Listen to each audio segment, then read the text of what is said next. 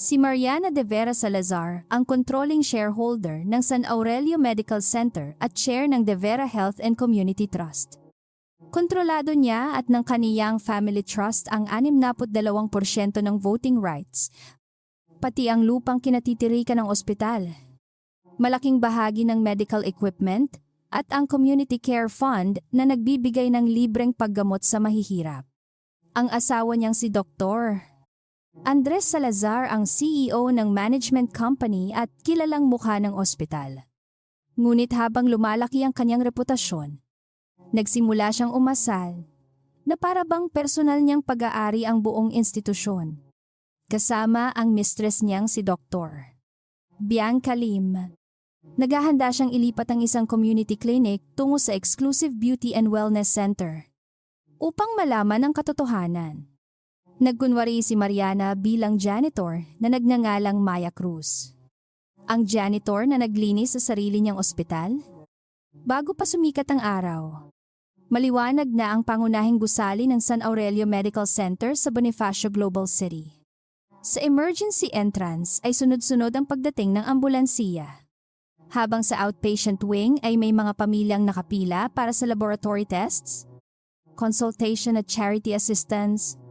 Sa pinakamataas na palapag, hiwalay sa karaniwang corridors, matatagpuan ang Aurelia Executive Wellness Clinic, isang tahimik at marangyang espasyo na may cream marble walls, private lounges, imported furniture, at malalaking bintanang tanawang skyline ng Manila.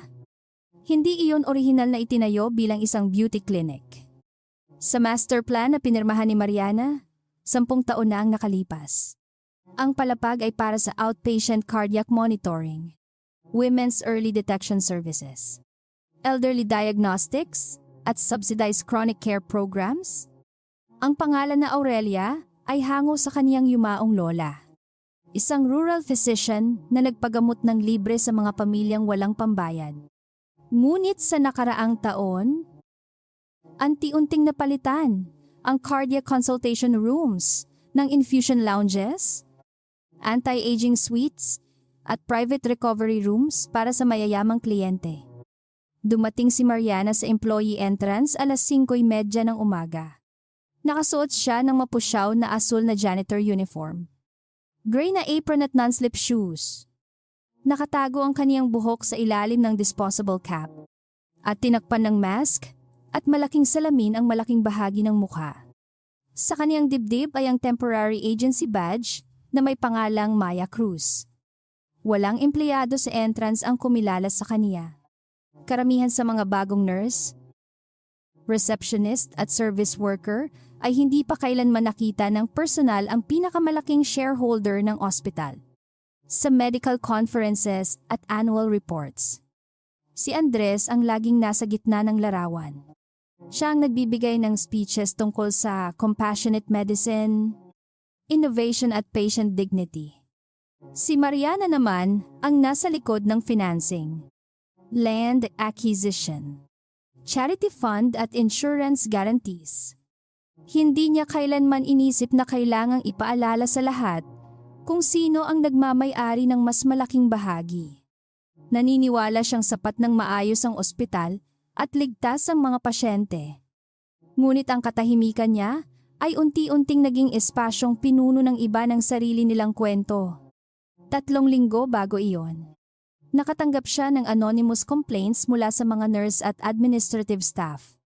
May mga charity patient daw na tinatanggal sa schedule kapag may celebrity o executive client na biglang dumarating.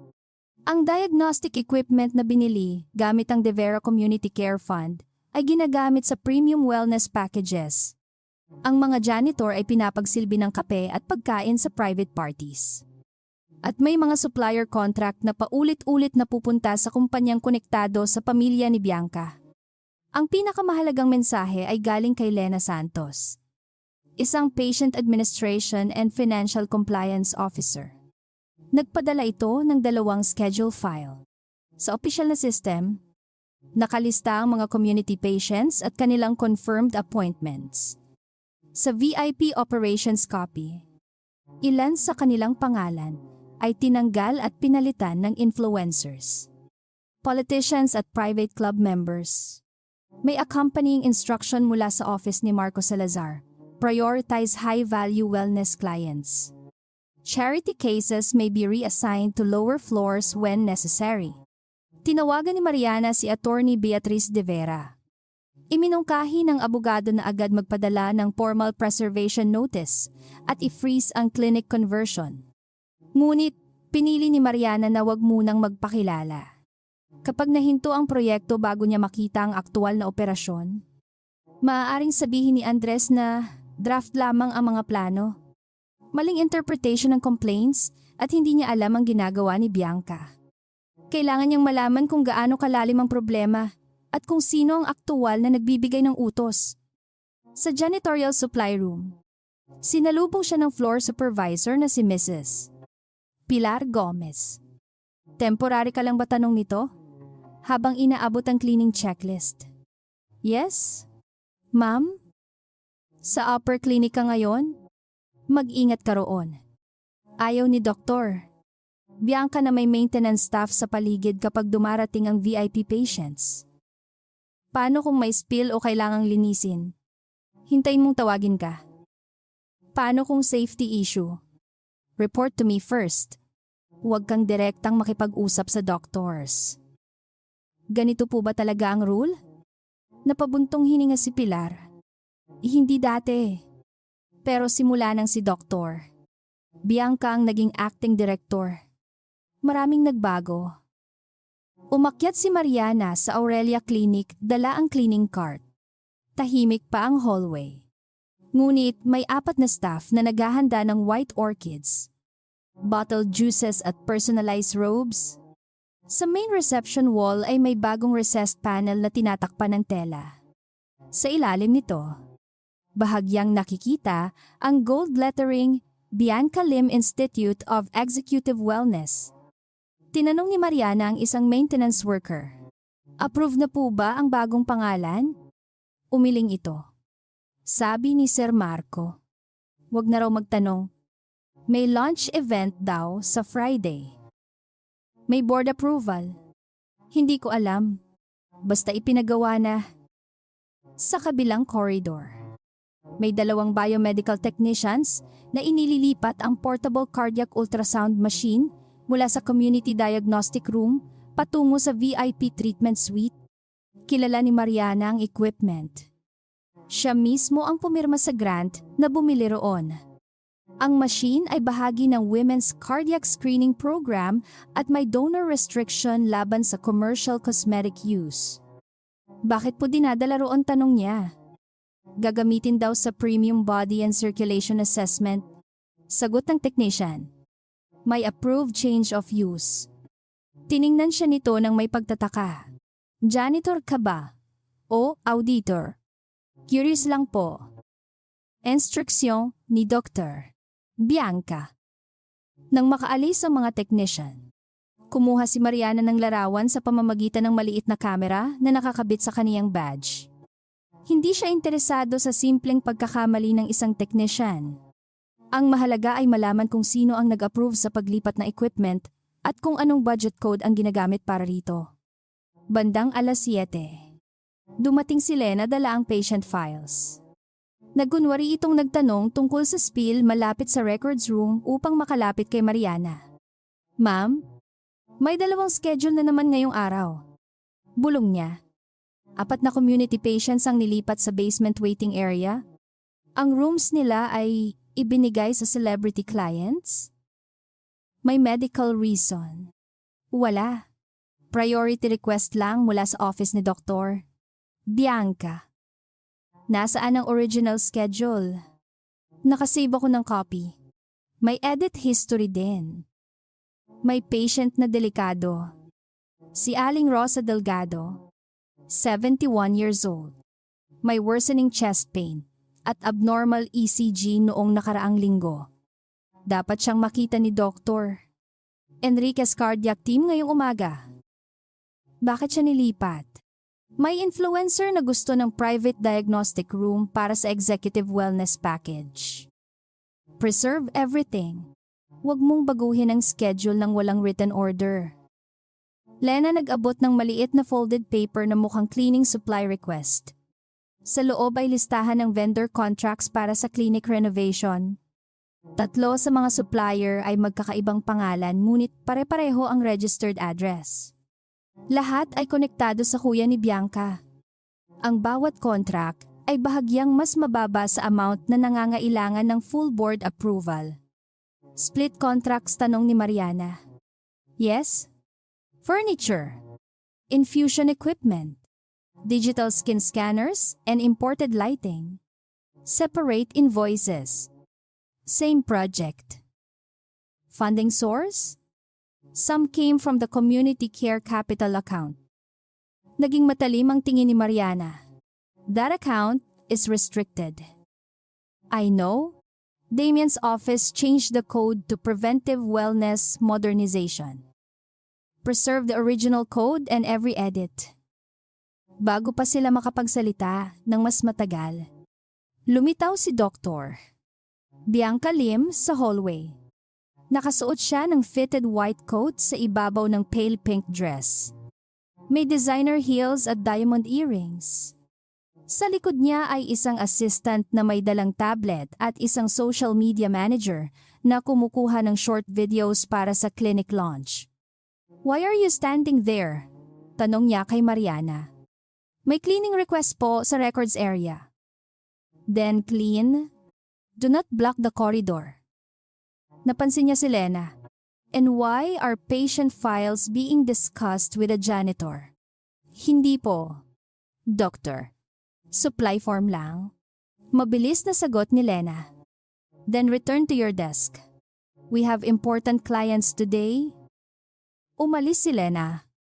Habang tinuro ni Bianca ang isang maliit na coffee stain na halos hindi makita sa sahig. Clean that. Yes. Doctor. Habang pinupunasan ni Mariana ang stain, patuloy na nagsalita si Bianca sa kanyang assistant. Move the charity consultations to the 2nd floor. I do not want crying families passing through the lunch corridor. Doctor, Enrique already confirmed 2 cardiac patients here. Sagot ng assistant. Then inform his office that the clinic schedule changed. One of them has possible unstable angina. Send her to emergency if she gets worse. Her appointment is already confirmed. This floor cannot look crowded when Miss Clahisahiv. Si Clarice Aguinaldo ay isang sikat na lifestyle influencer na may milyon-milyong followers. Nakabook siya para sa executive wellness scan at vitamin infusion. Ayon sa records, wala siyang urgent medical need.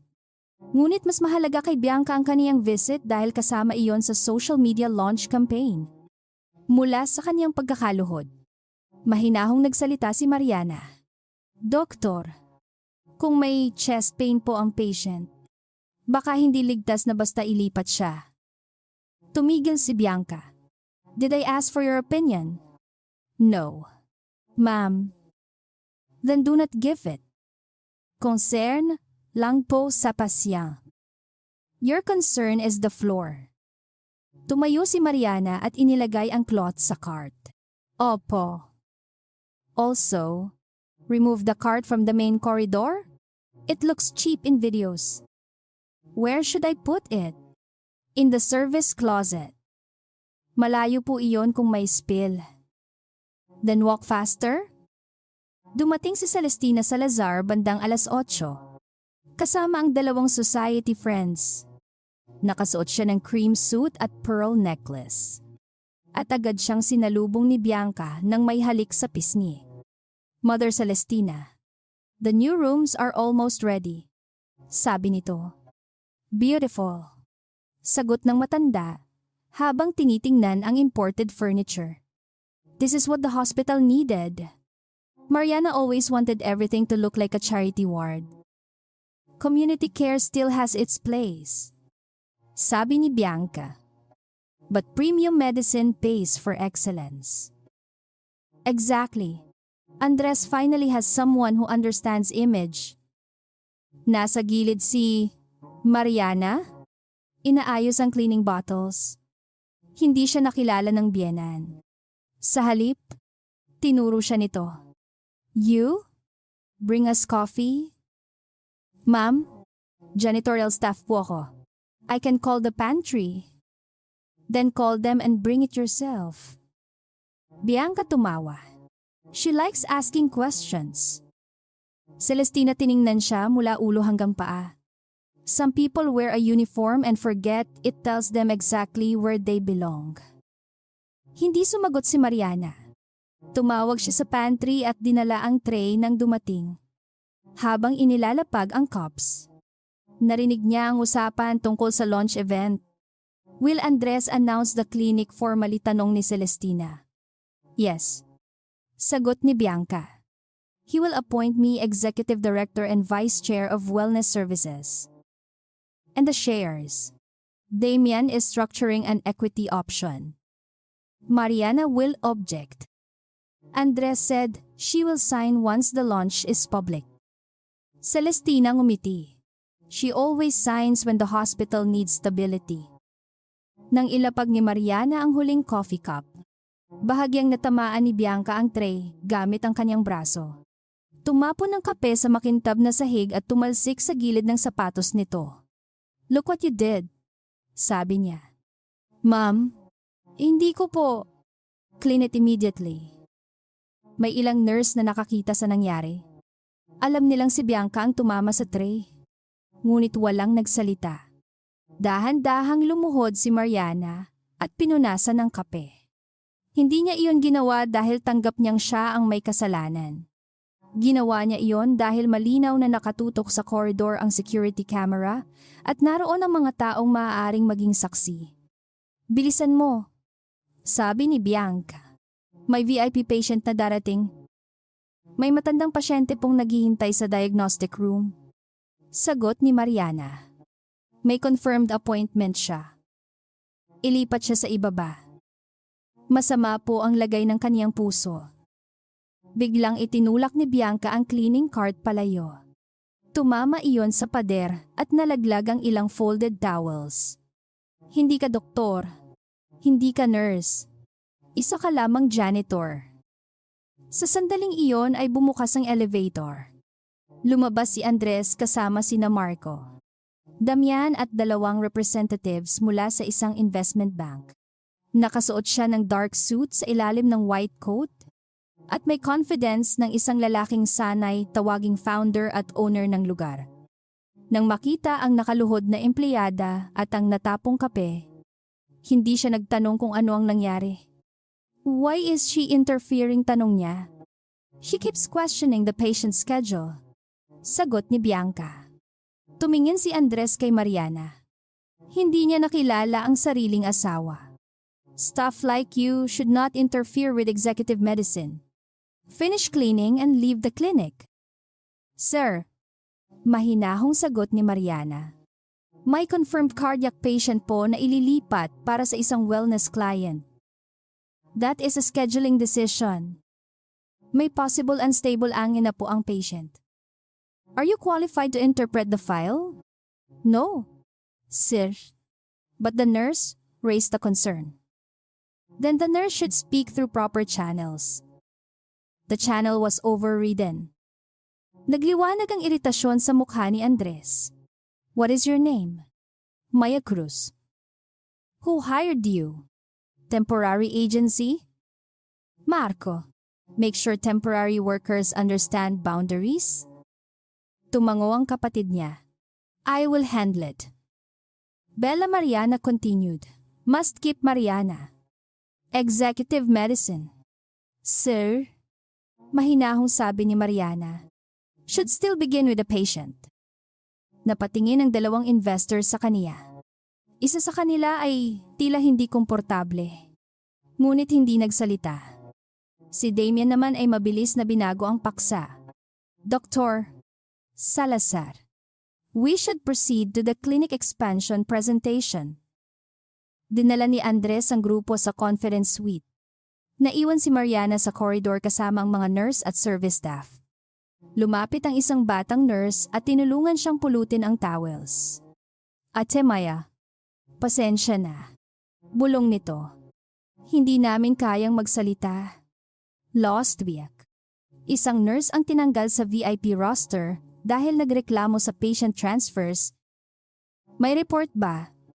Meron? Pero nalock sa system. Keep your copy. Baka makita nila. Saint Gitulina Santos. Nagulat ang nurse. Kilala mo siya. Sinabi lang ng agency na siya ang compliance contact. Bandang 10:00. Dinala si Aling Rosa Delgado sa Aurelia Clinic sakay ng wheelchair. Payat ang matanda. Maputla at nakahawak sa dibdib. Kasama niya ang apo na si Miguel. Isang delivery rider na paulit-ulit humihingi ng paumanhin dahil hindi sila nakapagbayad ng private room. May confirmed appointment sila sa community cardiac program.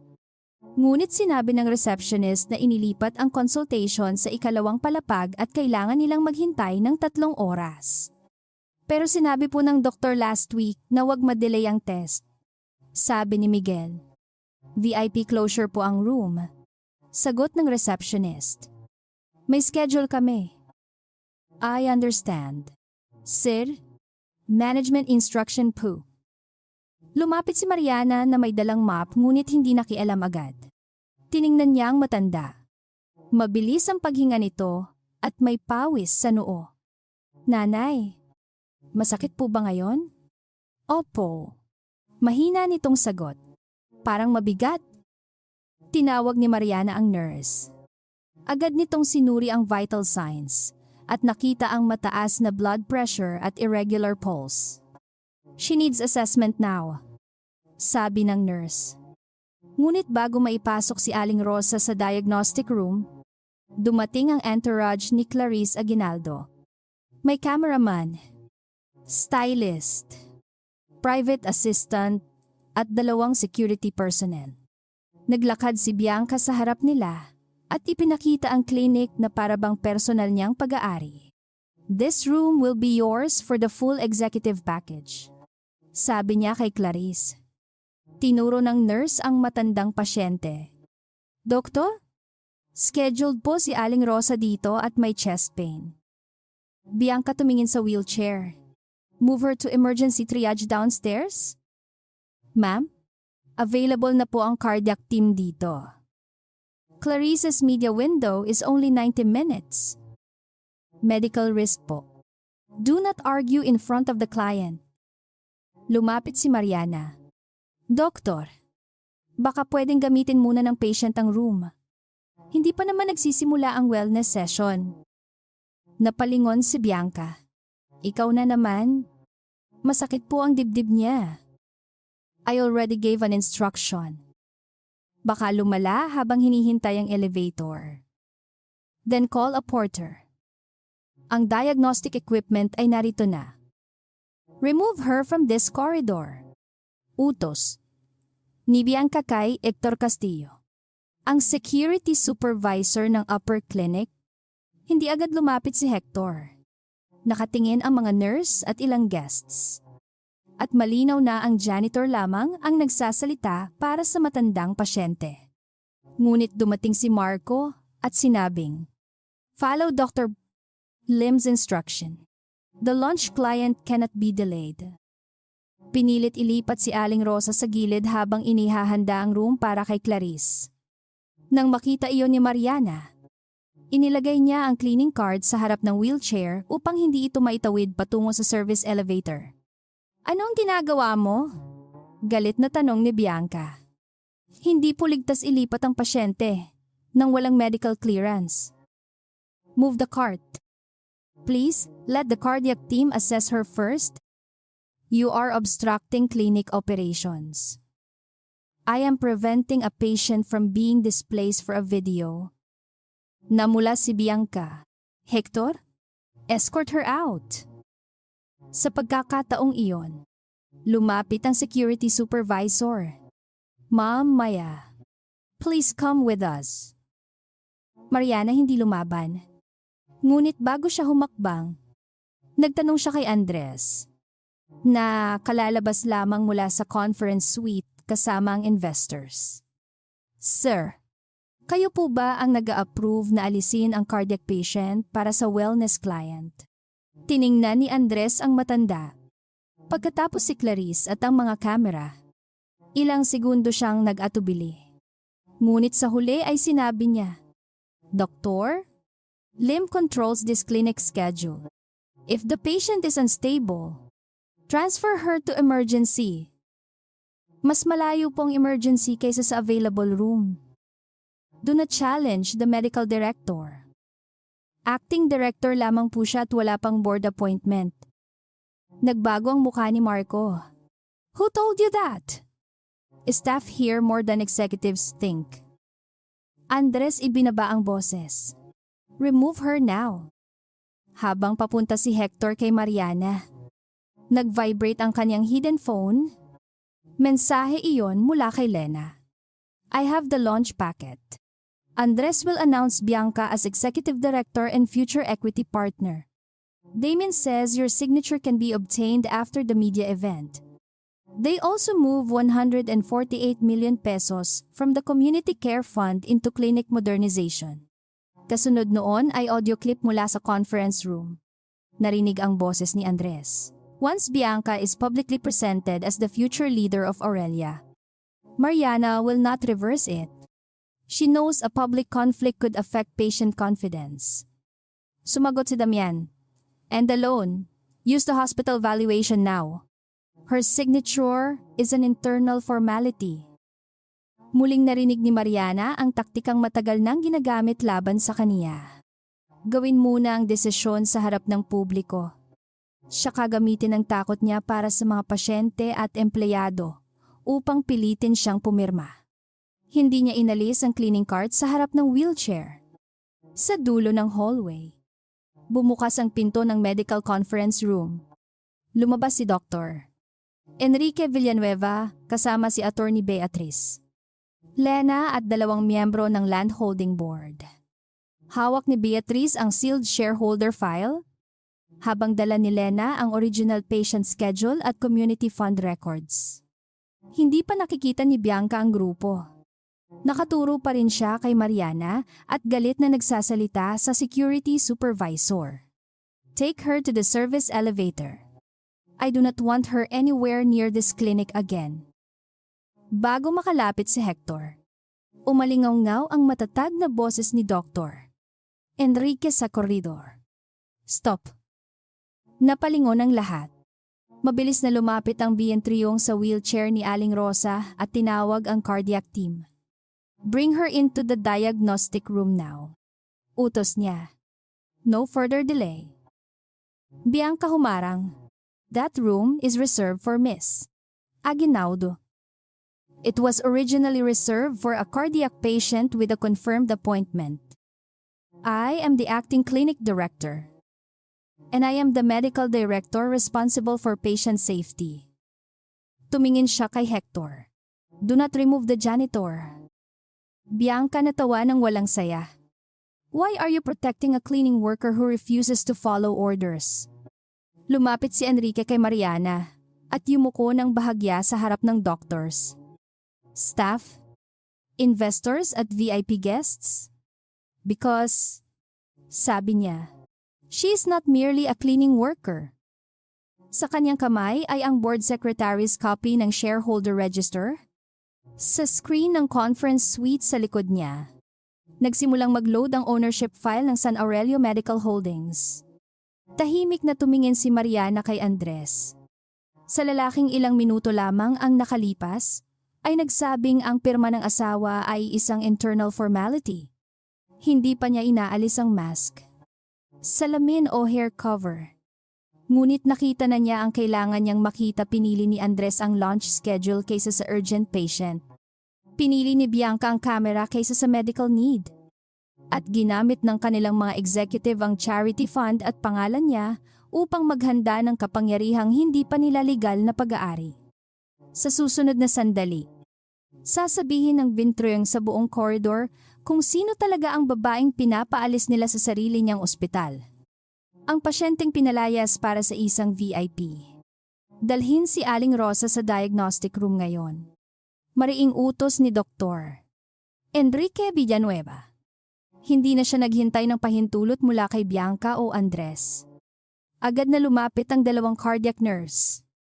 Inayos ang oxygen line ng matanda at itinulak ang wheelchair papasok sa silid na ilang minuto lamang ang nakalipas ay inihahanda para sa lifestyle influencer na si Clarice Aguinaldo.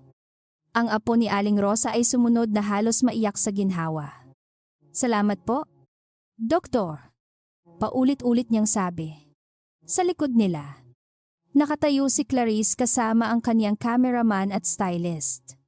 Halatang hindi komportable sa eksenang dapat sana ay bahagi ng kanyang polished wellness content. Nagtaas ng boses si Bianca. Doktor? Enrique, you cannot simply take over my clinic schedule. Miss Aguinaldo has a confirmed executive package. And the launch team is already filming. Hindi man lamang siya nilingon ng vientrong habang sinisiguro ang pagpasok ng pasyente. A confirmed marketing schedule does not outrank an urgent cardiac concern. She was supposed to be transferred to emergency. The cardiac equipment and specialists are already here. Moving her farther without assessment would create unnecessary risk. This is my floor. Sa pagkakataong iyon, umarapi si Enrique. No medical floor belongs to an individual physician. It belongs to the institution and exists for the patient. Nakatayo pa rin si Mariana sa tabi ng cleaning cart. Nakasuot ang mask, salamin at hair cover. Ang security supervisor na si Hector ay hindi na gumagalaw upang ilabas siya. Tumingin ito kay Andres. Naghihintay ng bagong utos. Ngunit ang CEO ay nakatitig kay Enrique at sa dalawang miyembro ng board na kasama nito. Alam niyang hindi simpleng internal scheduling dispute ang nangyayari. Nasa kamay ni Attorney Beatriz ang sealed shareholder file.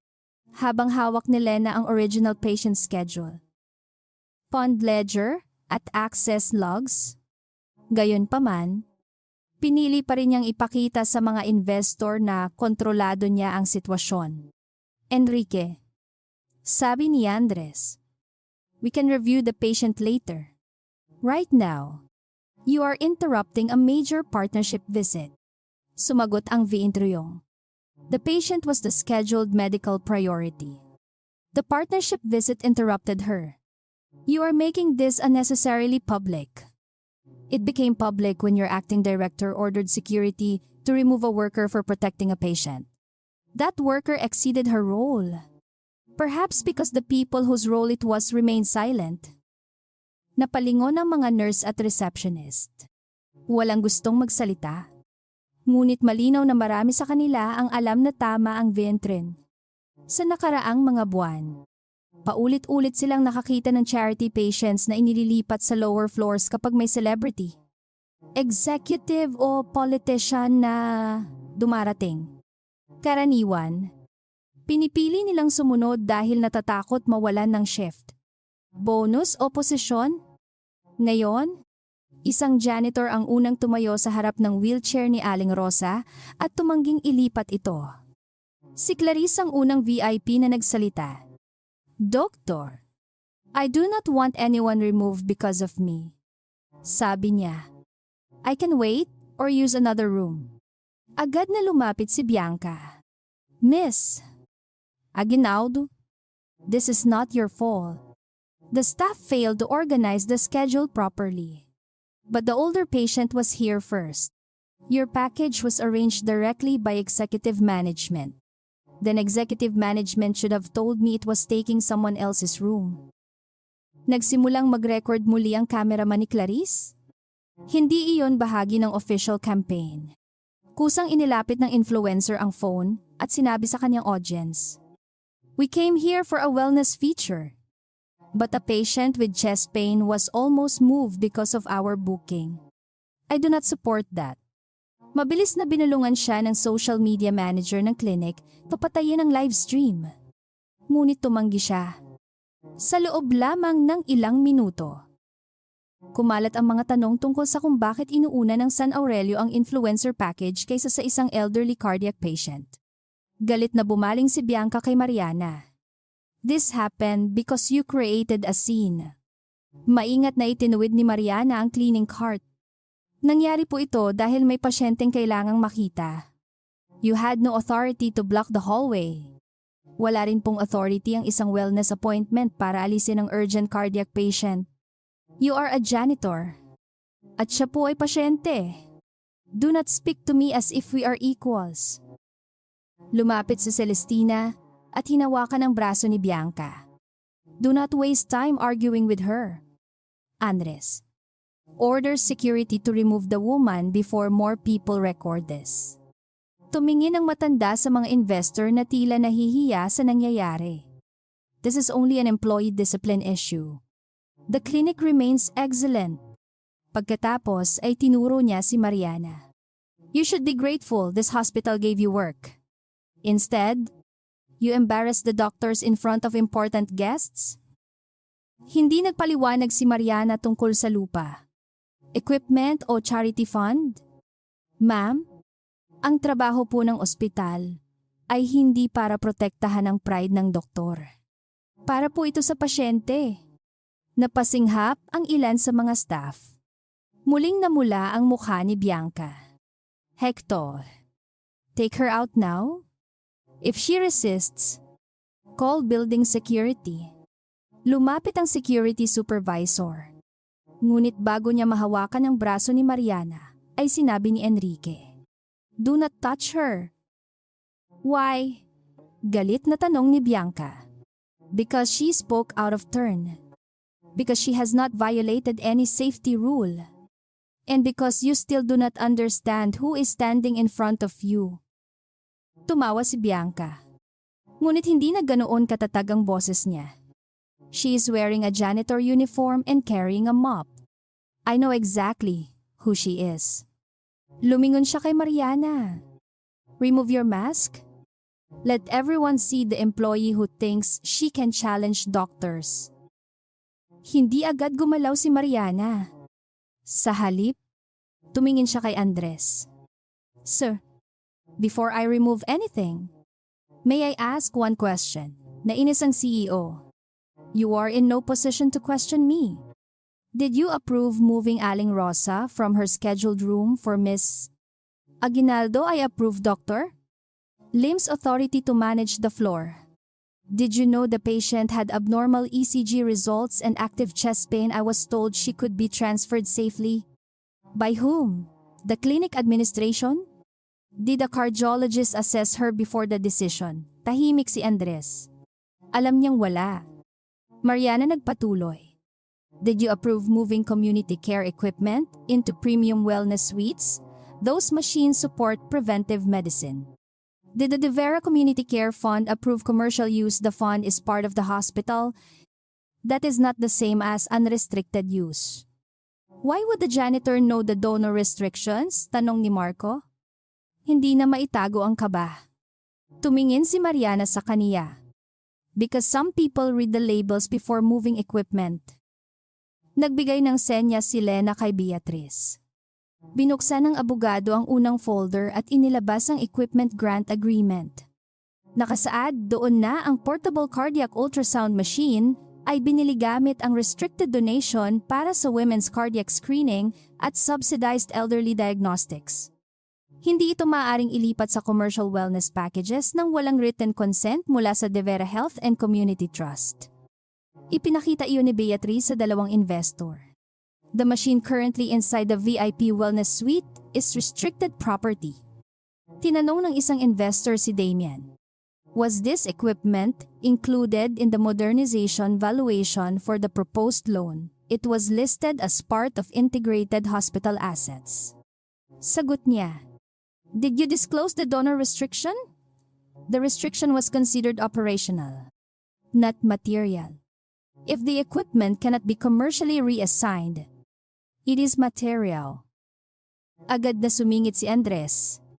This is not the appropriate venue for a financing discussion. Beatrice malamig na tumingin sa kaniya.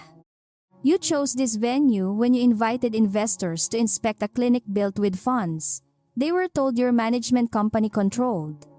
The legal structure is complicated. The structure is clear. The presentation is what became complicated. Habang nagtatalo sila, bumukas ang diagnostic room door. Lumabas ang isang cardiology fellow at sinabi kay Enrique, "Sir, Aling Rosa has significant ischemic changes. We are transferring her to the cardiac unit for urgent observation. If she had waited several more hours, the risk would have increased." Napahawak sa bibig ang apo ng matanda. Ang mga nurse na kanina ay tahimik ay napatingin kay Bianca.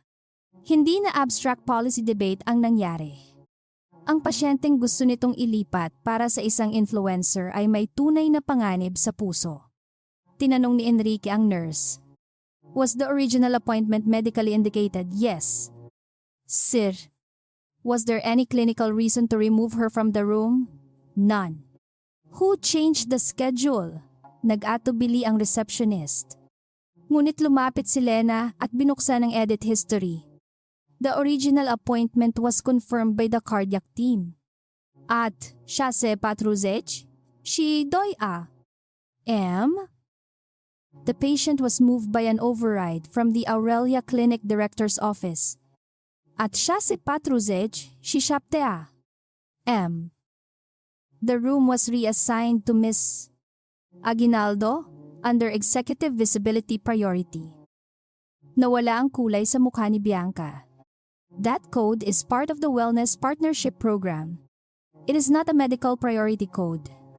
Sabi ni Enrique, it was never approved by the medical board. Andres authorized the clinic to serve premium clients. He did not authorize you to erase clinical urgency. Tumingin ang lahat kay Andres. Did you approve the Executive Visibility Priority Code? Tanong ng isang board member. I approve a service priority framework for contracted clients. Sagot niya. Did the framework permit displacement of medically urgent patients? Not intentionally. But you did not review how it was being used. That is an operational issue. Patient safety is not merely operational. Sabi ni Enrique. Doon na tuluyang inalis ni Mariana ang kaniyang cleaning gloves. Maingat niyang inilagay ang mga iyon sa ibabaw ng cart. Saka tinanggal ang malaking salamin. Sumunod ang mask at hair cover. Nang bumagsak ang mahaba niyang buhok sa balikat at tuluyang lumitaw ang mukha niya. Tila tumigil ang buong koridor. Si Celestina ang unang napaatras. Si Marco ay napamura ng mahina. Si Damian ay mabilis na tumingin sa investor representatives. Si Andres naman ay nanatiling nakatayo. Ngunit ang kaniyang mukha ay parang nawala ng dugo. Mariana bulong niya. Tinanggal niya ang temporary badge na Maya Cruz at inilapag iyon sa ibabaw ng folded towels. Yes, Andres. The janitor you said should not interfere. The worker Bianca ordered security to remove. And the woman whose signature you called an internal formality? Nagtakip ng bibig ang ilan sa mga nurse. Ang mga matagal ng empleyado ay agad siyang nakilala. Ngunit marami sa mga bagong staff ay unang beses siyang nakita ng personal. Si Clarice ay ibinaba ang phone. Ngunit hindi pinatay ang recording. Ang nangyayari ay hindi na lamang social media scandal. Isa na itong corporate and medical governance crisis. Si Bianca, ang unang nakabawi. You disguise yourself to entrap me. Tumingin sa kaniya si Mariana. I wore a uniform. I did not order you to remove a cardiac patient. You wanted me to fail. I wanted to see how you behave when you believed the person warning you had no power. You were pretending to be staff. And you treated the staff as if their humanity depended on their title. Andres lumapit. Mariana, we should discuss this privately.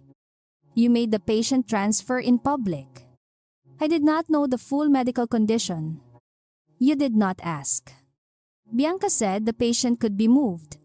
And you accepted her answer because the alternative would delay an influencer. That is not fair. What part is inaccurate?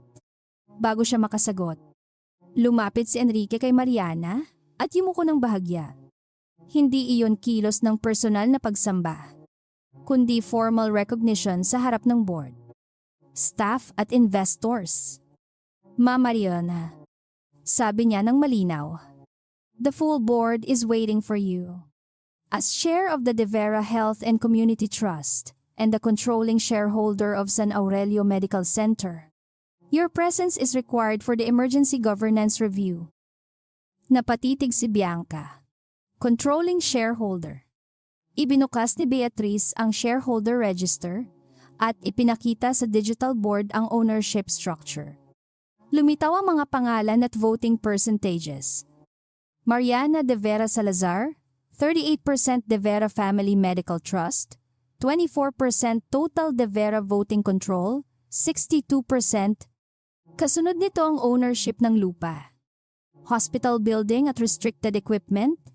Ang pamilya Salazar ay may 15% lamang sa holding company. Ang Salazar Premier Health Network ay may conditional management agreement.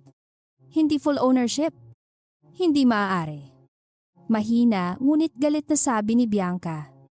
Andres built this hospital. Andres helped build its medical reputation. Sagot ni Mariana. But the land, capital structure and controlling shares never belong solely to him. Celestina humakbang pasulong. Our family made this hospital famous. Fame does not replace ownership. You were only the investor. I was the investor who kept the hospital alive, funded its community programs, and guaranteed its expansion. Andres is the CEO. A CEO manages authority given by the board. He does not create ownership by repeating the title. Tumingin si Bianca kay Andres. You told me that the Vera shares were passive. I said, Mariana rarely interfered in operations. You said the clinic would be mine after the launch. I intended to secure approval. You told me her signature was guaranteed. I believed she would support the expansion. Mariana mahinahong nagsalita. You did not believe I would support it. You believed I would fear the consequences of refusing after you announced it? Natahimik si Andres. Sa kaniyang mukha ay mababasa ang pagkilala sa sariling audio message. Hindi pa man inilalabas ni Lena ang recording. Alam na niyang mayroon silang kopya. Bumaling si Mariana kay Hector. Did Dr. Lim order you to remove me from the building? Yes. Ma'am? Did Mr. Andres confirm that order? Yes. Did you know I was the shareholder? No. Would you have obeyed if you knew hindi makasagot ang security supervisor? That is why the question matters. Sabi niya. No employee should need to reveal ownership before being allowed to protect a patient. Pagkatapos ay humarap siya sa reception team. Restore every community care appointment removed from the original schedule. No VIP booking may replace a patient without documented medical review. Move all non-urgent wellness sessions to available rooms or reschedule them with full explanation and no penalty to the client. Tinanong ng receptionist, what about today's launch appointments? Honor any service that can proceed safely and lawfully. Do not punish clients who were not told the truth. But no patient will be displaced. Lumapit siya kay Clarice. Miss Aguinaldo, I apologize that the hospital placed you in this situation. Umiling ang influencer. The patient should have gone first. I will reschedule. Your cooperation will be documented. No charge will be imposed. Hindi ginamit ni Mariana ang pagkakataon upang ipahiya ang celebrity. Alam niyang ang problema ay hindi ang taong tumanggap ng appointment, kundi ang system na nagbigay rito ng maling priority. Pagkatapos ay bumaling siya kay Bianca. Effective immediately. Your acting authority over patient scheduling, community equipment and clinic access is suspended pending review. You cannot suspend the doctor in the middle of operations. I am suspending administrative authority, not declaring a medical license judgment. And my patients? Any patient currently under your legitimate care will be safely reassigned or continued under supervision. No treatment will be interrupted for personal reasons. This is revenge. No. Revenge would be closing the floor and turning your patients into collateral. This is risk control. Tumingin si Mariana sa concealed wall panel na may gold lettering ng bagong pangalan ni Bianca. Remove the covering. Nag-atubili ang maintenance worker. Ngunit tumango si Enrique. Dahan-dahang hinila nito ang tela. Lumitaw ang buong sign Bianca, Limb Institute of Executive Wellness. Nagsimulang magbulungan ang mga staff at investors. Was this name approved by the board? Tanong ni Mariana. No. Sagot ni Lena. Marco ordered fabrication 3 weeks ago? Was the clinic legally renamed? No. Then remove the sign carefully and preserve it as evidence. Do not damage it. Bianca napatingin sa kaniyang pangalan habang inaalis iyon sa pader. Andres promised me the center. Mariana tumingin sa kaniya. He promised you authority he did not own. It was his hospital. It was his management responsibility. He said you had no interest in medical leadership. I had no interest in performing authority for cameras. That is different from surrendering it. Inutusan ni Enrique ang medical team na i-review ang lahat ng patient transfers sa nakaraang 6 na buwan. Si Lena naman ay inatasang i-lock ang original schedules, complaint files at fund records upang hindi mabago. Naglabas si Beatrice ng formal preservation notice para sa clinic contracts, vendor payments, loan documents at communications tungkol sa launch. Bago sila tumungo sa boardroom, huminto si Mariana sa tapat ni Andres at Bianca. You can place her name on a wall, dress her in a white coat, and introduce her to every investor as the future of this clinic, sabi niya. But you cannot make her its owner by pushing patients, nurses and janitors out of the way. Pagkatapos ay nilingon niya ang diagnostic corridor kung saan dinala si Aling Rosa sa cardiac unit. Sa araw na iyon, hindi ang kanyang shares ang pinakamahalagang katotohanan. Ang pinakamahalaga ay ang isang matandang babae ay muntik mawalan ng agarang assessment dahil mas mahalaga sa clinic leadership ang camera schedule kaysa sa kaniyang dibdib na sumasakit. Ngunit nang tawagin siya ng intro na controlling shareholder sa harap ng lahat, nawala ang huling depensa ni Andres at Bianca. Hindi na nila maaaring sabihing isang mapanghimasok na Lao Công lamang ang tumutol sa kanila.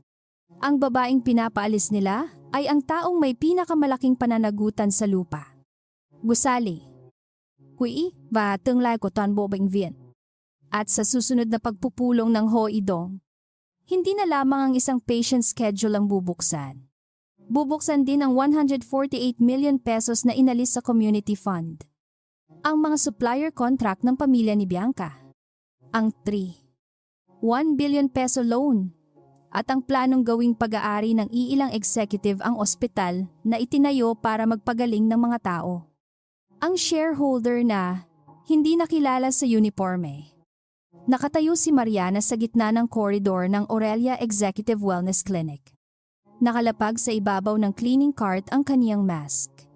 Salamin, hair cover, at temporary badge na may pangalang Maya Cruz. Sa likod niya, inaalis ng maintenance workers ang gold lettering na may pangalan ni Bianca mula sa dingding. Sa harap niya, hawak ni Attorney Beatrice ang shareholder register. Habang nakabukas sa malaking conference screen ang ownership structure ng San Aurelio Medical Holdings. Malinaw na nakasulat ang kabuuang 62% voting control ng De Vera family.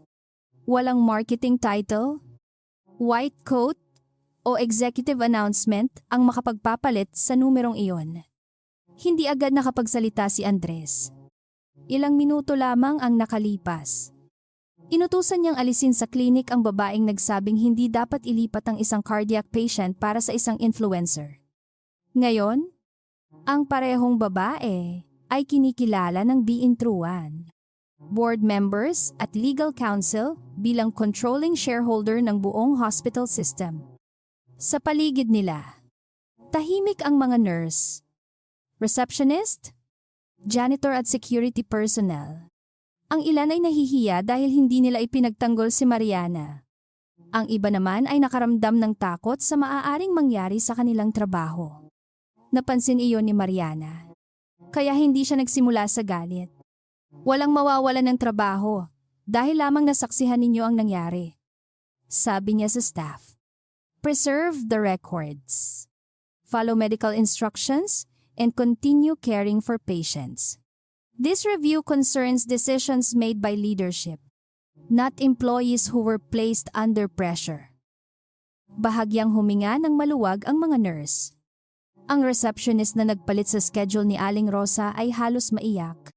Ma'am, instruction po iyon ng clinic office. Hindi ko po gustong alisin ang patient. Tumingin si Mariana sa kaniya. Did you preserve the original appointment? Yes. Ma'am, Miss Lina told us not to delete anything. Then cooperate with the review. Do not alter any record. And do not accept an order to blame another employee. Sumingit si Bianca. You are frightening the entire clinic over one scheduling problem. Tumingin sa kaniya si Mariana. A woman with active chest pain was removed from a confirmed diagnostic room for a social media appointment. She was transferred to another medical area without cardiology clearance.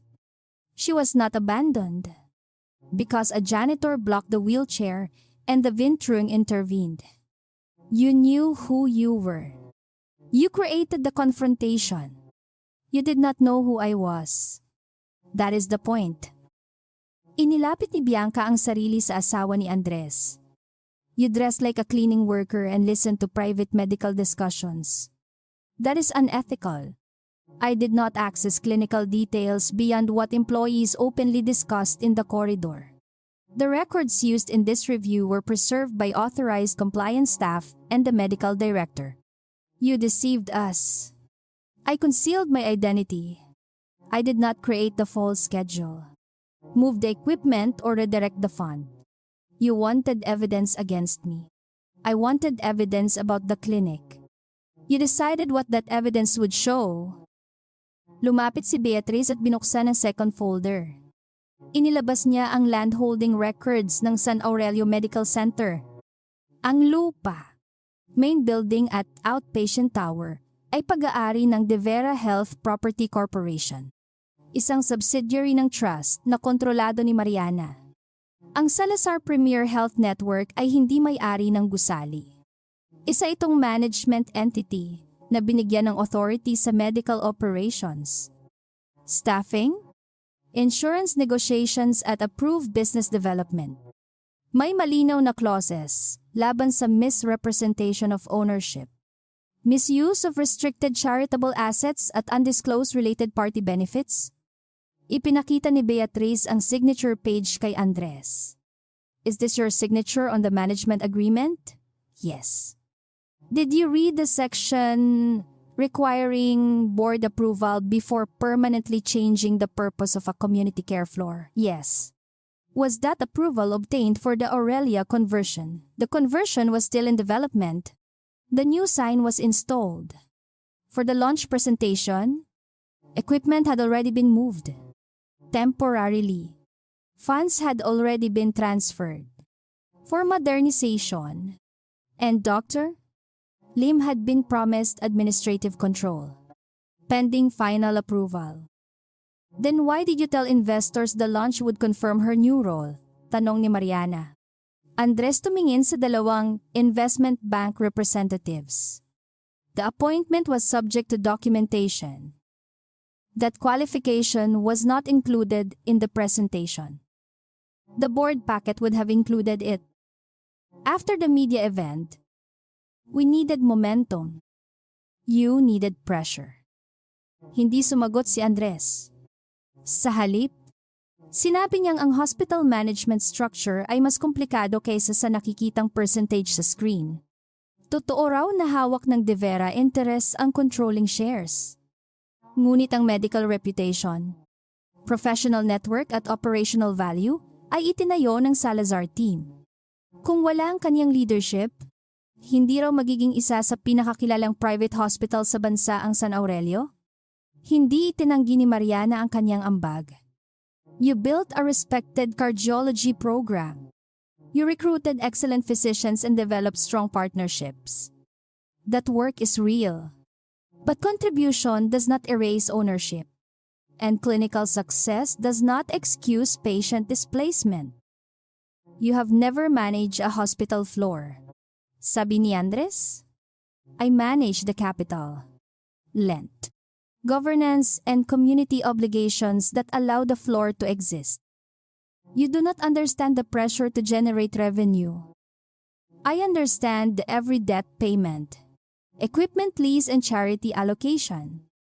VIP medicine supports the subsidized programs. Then show me the approved model where VIP revenue funded community care. Damian agad na nagsalita. The integration was projected to improve overall margins. Lumingon si Mariana sa CFO. Projected by whom? The finance office. Using what approved budget? The modernization plan? The plan that moved 148 million pesos from a restricted community account? Tahimik si Damian. That money was classified as preventive wellness infrastructure. Imported skin scanners and a launch party are not elderly cardiac diagnostics. Nagbigay ng signal si Lena at ipinakita sa screen ang fund transfer history. Ang orihinal na allocation ay para sa portable cardiac monitoring, women's screening, medication assistance at nurse outreach. Sa loob ng 6 na buwan, ang ilan sa mga line item ay binago. Ang women's early cardiac detection equipment ay naging executive preventive imaging platform. Ang community patient navigation program ay naging premium client experience coordination. Ang contract nurse support ay naging wellness brand staffing enhancement. Tinanong ni Mariana si Damian, who approved the code changes? The finance committee. Which members, Marco? Myself and the CEO's office. Any representative of the community care fund? No. Any vote from the landholding board? No. Any written consent from me? No. Mabilis na sumingit si Marco. The funds were not stolen. They remained inside the hospital. Restricted funds can be misused without leaving the institution. Sagot ni Beatriz. Their purpose matters. The clinic could eventually serve community patients too. Then why were community patients removed from the schedule? Tanong ni Mariana. Walang sumagot. Nagpatuloy si Lena sa vendor records. Ang renovation ay hinati sa 11 contracts. Bawat isa ay bahagyang mababa sa threshold na nangangailangan ng full board approval. 3 sa mga suppliers ay nakarehistro sa magkakaibang pangalan ngunit iisa ang office address. Ang beneficial owner ng isa ay kapatid ni Bianca. Ang isa ay pinamamahalaan ng kaniyang pinsan. Ang ikatlo ay may consulting arrangements Aurelia Premier Medical Solutions. Ang kumpanya kung saan may indirect financial interest si Damian. Are you saying my family cannot provide medical equipment? Tanong ni Bianca. They may compete through a disclosed and independent process. Sagot ni Mariana. They may not receive divided contracts while you control the clinic and hide the relationship. The prices were competitive. Some items were 30% above comparable supplier quotes. They were premium equipment. One invoice was for custom lighting and a champagne wall. That was for the launch environment. Paid from a community care account. Nawala ang kumpiyansa sa mukha ni Bianca. Andres approved the project. Tumingin si Mariana sa asawa. Did you review the suppliers? He relied on procurement. Did you know they were related to Bianca? I knew one company had a family connection. Did you disclose it to the board? No. Why not? I did not consider it material. A doctor receiving administrative power while her relatives receive contracts is material. Her relationship with me was private. Your relationship made the conflict more material, not less.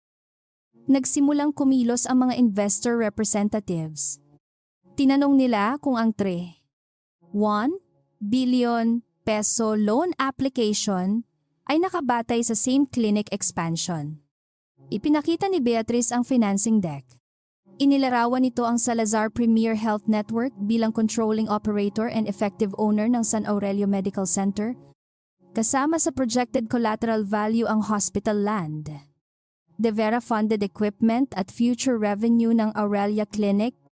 Ngunit hindi malinaw na nakasaad na maaaring suspendihin ng Devera Controlled Board ang management authority kapag may misuse of restricted funds o patient safety violations. The land was not directly pledged. Depensa ni Damian. Its presence supported the enterprise valuation. Sumagot ang lender counsel. The distinction is still material. The borrowing company presented stability based on assets it did not own and authority that could be suspended. We expected Mariana's approval. Did you have it? Not yet. Then the loan assumptions were premature. Inilabas ni Lena ang audio recording mula sa conference room. Narinig ang boses ni Andres. Once Bianca is publicly presented as the future leader of Aurelia, Mariana will not reverse it. She knows a public conflict could affect patient confidence. Sumunod ang boses ni Damian and the loan. Sagot ni Andres. Use the hospital valuation now. Her signature is an internal formality. Pagkatapos ng recording, tumingin ang mga nurse kay Andres. Hindi na lamang asawa ang pinag-uusapan sa audio. Ang reputasyon ng ospital at takot ng mga pasyente ang ginagamit upang pilitin ang controlling shareholder na pumirma matapos ang public announcement. Tinanong ni Mariana, "Was my signature an internal formality?" Andres hindi agad sumagot. "I believed you would approve a profitable expansion. You did not send me the final proposal." "I intended to." "After the launch?" "Yes." "After Bianca's appointment?" "Subject to ratification." "After the loan presentation?" "We needed to move quickly."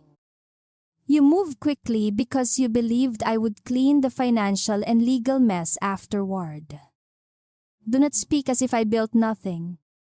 I am speaking as if building something does not give you permission to bypass everyone who made it possible." Bianca muling lumapit kay Andres. "You told me the shares were passive and Mariana would not interfere." I said she preferred strategic oversight. "You said the clinic would be mine." I said you would lead it. "You promised an equity option." Damian was structuring it. "You told me her approval was guaranteed." Tumingin si Mariana kay Bianca. "Did you ever ask why the controlling shareholder was absent from the discussions?" Andres said your marriage was practically over. "That does not transfer my shares." He said the hospital needed a public female leader. "A public image is not a voting right." He said you did not understand medicine. "I understand that a patient with chest pain comes before an influencer video." Hindi na nakapagsalita si Bianca. Ang pinakamasakit na ebidensya laban sa kanya ay hindi ang supplier contracts o pangalan sa pader. Si Aling Rosa mismo ang patunay ng uri ng leadership na gusto niyang dalhin sa clinic. Bumukas ang pinto ng cardiac unit at lumapit ang apo ni Aling Rosa kay Mariana. "Ma'am, stable na raw po si Lola." Ina-admit siya for observation. Napangiti ng kaunti si Mariana. "The Community Care Fund will cover the approved treatment. Huwag kayong mag-alala sa billing habang inaayos ang medical plan." Napaluha si Miguel. "Akala ko po paaalisin kami dahil wala kaming pambayad." Tumingin si Mariana sa koridor. "No patient should have to wonder whether a richer person can purchase their place in line." Pagkatapos ay naglabas siya ng immediate operational directives. Lahat ng community appointments na inalis sa original schedule ay ibinalik. Ang mga medically urgent patient ay sinuri ng independent clinical team. Ang legitimate VIP clients ay hindi pinarusahan. Binigyan sila ng bagong room o rescheduled slot ng walang penalty. Ang cosmetic at wellness services na ligtas at legal ay maaaring magpatuloy sa ibang bahagi ng hospital. Ngunit hindi maaaring gumamit ng restricted equipment o community funds. Si Dr. Enrique ang pansamantalang binigyan ng full clinical authority sa Aurelia floor. No administrative executive may override medical priority without documented review, sabi ni Mariana. Ang lahat ng patient schedule codes ay kailangang aprubahan ng Medical Governance Committee. Ang executive visibility priority ay agad na tinanggal sa system. Ang complaints na dating nakalock ay muling binuksan at pinrotektahan laban sa alteration. Si Bianca ay sinuspinde sa administrative functions, procurement influence, staff scheduling at clinic access control. Hindi siya agad pinagbawalang mag-practice ng medisina sa buong ospital dahil hindi iyon maaring gawin ng walang proper professional review. Ang mga pasyente niyang nasa gitna ng lehitimong treatment ay inilipat sa supervised care upang walang mapabayaan. "You are leaving me with no authority," sabi ni Bianca. "I am removing authority that was never properly approved. And my reputation. That will depend on the evidence and the professional process. You could have handled this quietly. You attempted to launch the clinic publicly. Because Andres promised it. He promised you a clinic he was hired to manage." Ipinatanggal ni Mariana ang remaining promotional materials na tumatawag kay Bianca na future owner or vice chair. Hindi niya ipinapunit ang banners o ipinapahiya ang staff na gumawa sa mga iyon. Inilagay ang lahat sa evidence storage kasama ang fabrication orders at payment records. "Do not destroy documents because they are embarrassing," sabi niya. "Preserve them because they explain how this happened." Si Hector ay pansamantalang inalis sa upper clinic security assignment. Ngunit hindi agad tinanggal. Inutusan siyang isumite ang lahat ng escort orders, incident reports at communication mula kina Bianca at Marco. Nang humingi siya ng paumanhin dahil hindi niya nakilala si Mariana, sumagot siya, "Your mistake was not failing to recognize a shareholder. Your mistake was believing a janitor could be removed for protecting a patient." Iniharap ni Beatriz kay Andres ang formal notice of emergency management review. Epektibo agad. Nawalan siya ng unilateral authority sa community fund, clinic conversion, related party contracts, high-value equipment transfers at expansion financing.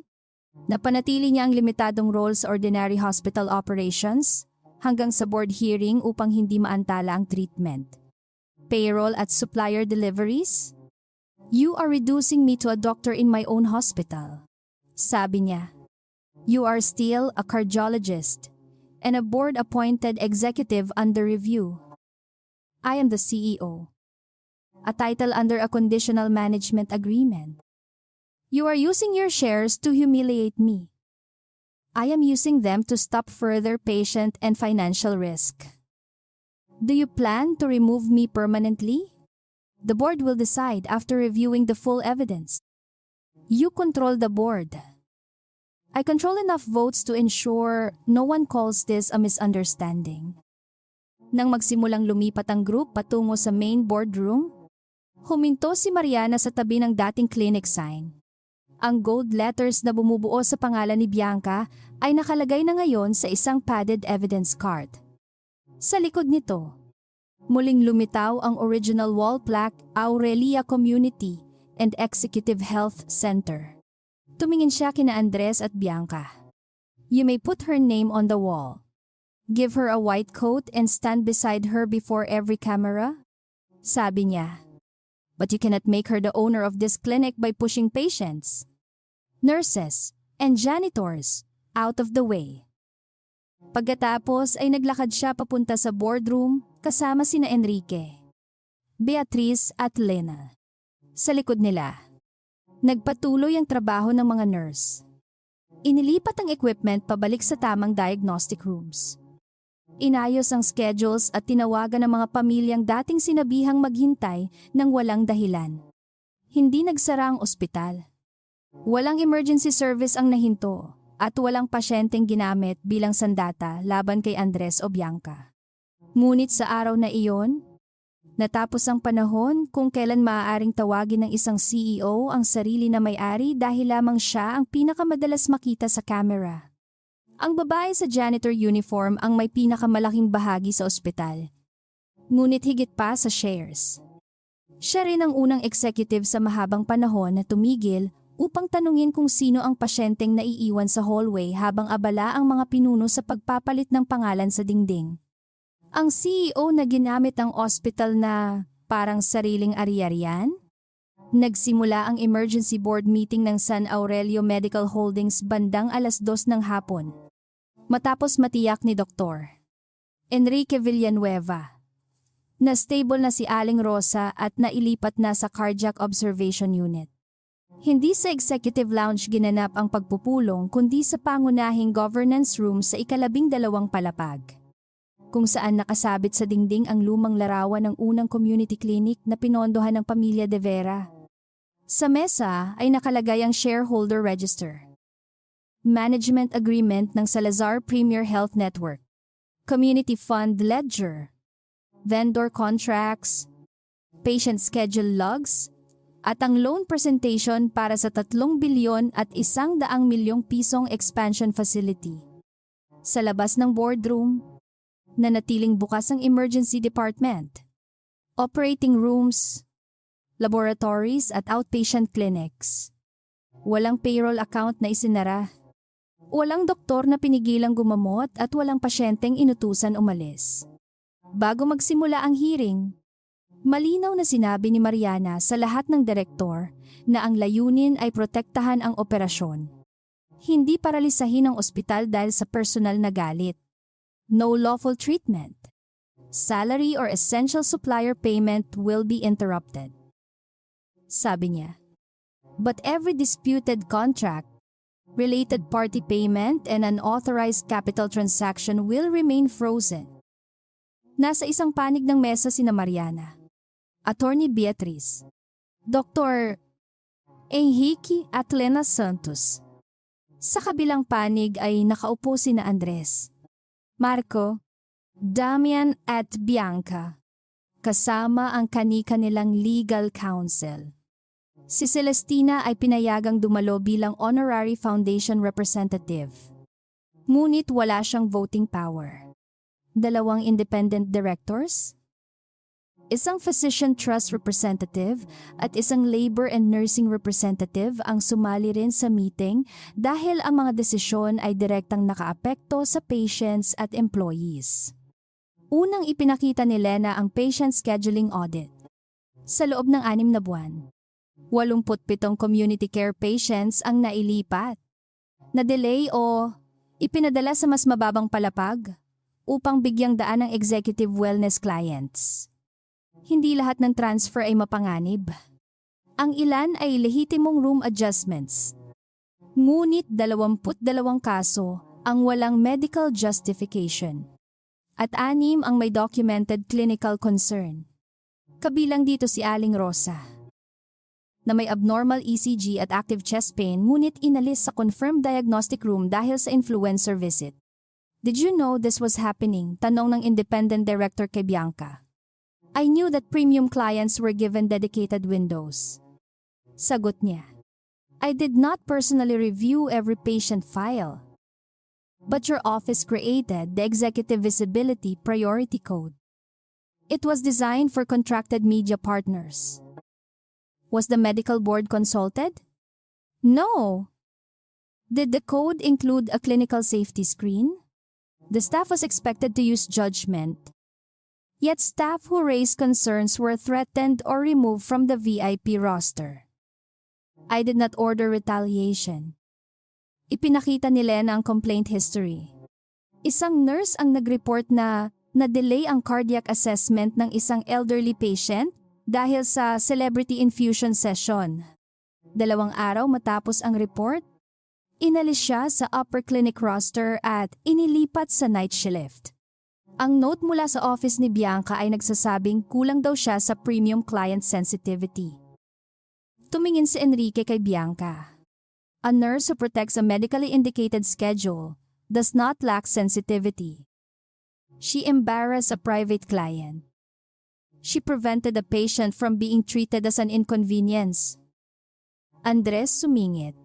The code can be corrected. We do not need to destroy the entire clinic model over operational misuse. Mariana tumingin sa kanya. The patient issue is one part of the review. What matters is whether there was intentional harm. What matters is that leadership created a system where revenue visibility could override medical priority. No one instructed staff to endanger patients. You instructed them to obey Bianca's scheduling authority without confirming its clinical limits. I delegated operations. You delegated responsibility and kept the public credit. Humigpit ang panga ni Andres. Ngunit hindi siya sumagot. Sunod na binuksan ni Beatriz ang De Vera Community Care Fund Ledger. Ang pondong iyon ay tinatag para sa libreng cardiac screening, early cancer detection, medication assistance, pediatric surgery, elderly diagnostics at support sa contract nurses. Sa nakaraang taon, 148 milyong piso ang inilipat mula sa restricted accounts patungo sa tinatawag na Aurelia Preventive Wellness Modernization Program. Sa unang tingin, mukhang lehitimong medical investment ang mga pangalan ng expense. Ngunit nang buksan ang detailed invoices, lumitaw ang imported cosmetic lasers, skin analysis equipment, luxury reclining chairs, scent diffusion systems, designer robes, custom lighting, influencer production packages, at isang launch event wall na may built-in champagne display. Who approved using community funds for these items? Tanong ni Mariana. Damian sumagot. The Modernization Committee. Which members? Marco. Dr. Lim's Clinic Office and Finance. Any community trust representative? No. An independent medical director? No. Any written consent from the controlling shareholder? No. Then the committee had no authority to repurpose the fund. The items were classified as preventive health infrastructure. Custom lighting and a champagne wall do not diagnose disease. The clinic needed a premium environment to attract high-value patients.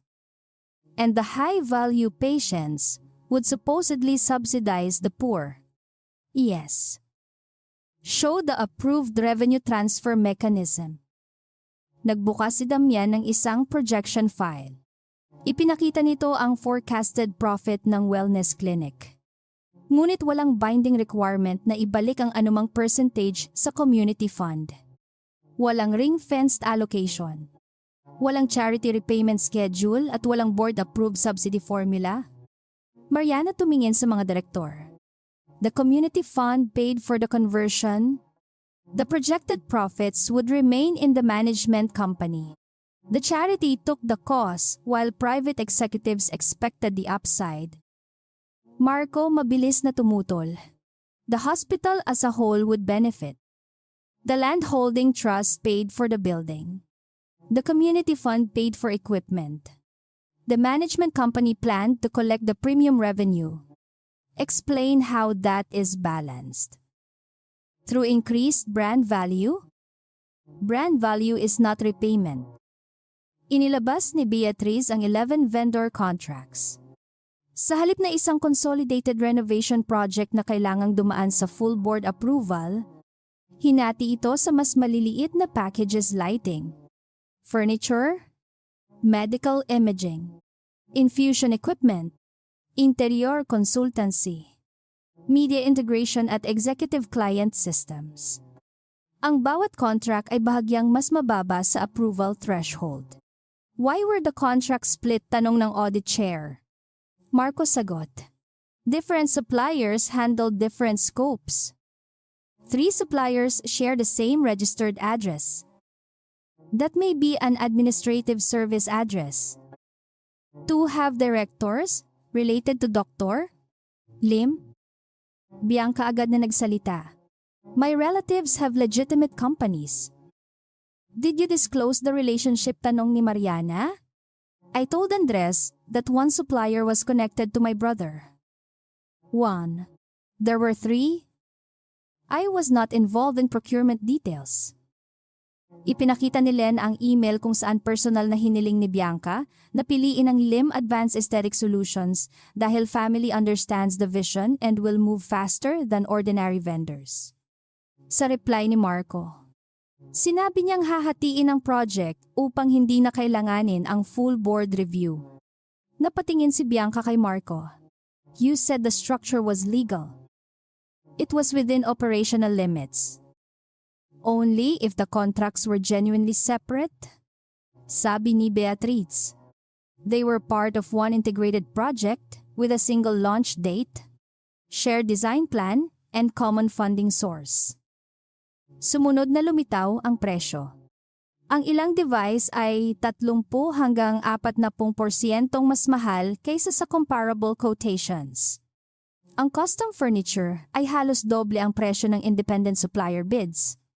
May consultancy fee rin sa Aurelia Premier Medical Solutions, isang firm na hindi direktang nakapangalan kay Damian, ngunit may beneficial ownership sa pamamagitan ng trust ng kanyang bayaw. Tinanong ng audit chair si Damian, did you disclose your financial interest? I disclosed that the company had an advisory relationship. You did not disclose beneficial ownership. I did not personally receive the payments. Your related trust did. The firm provided legitimate structuring services. It was paid each time. Contracts were processed outside full board review.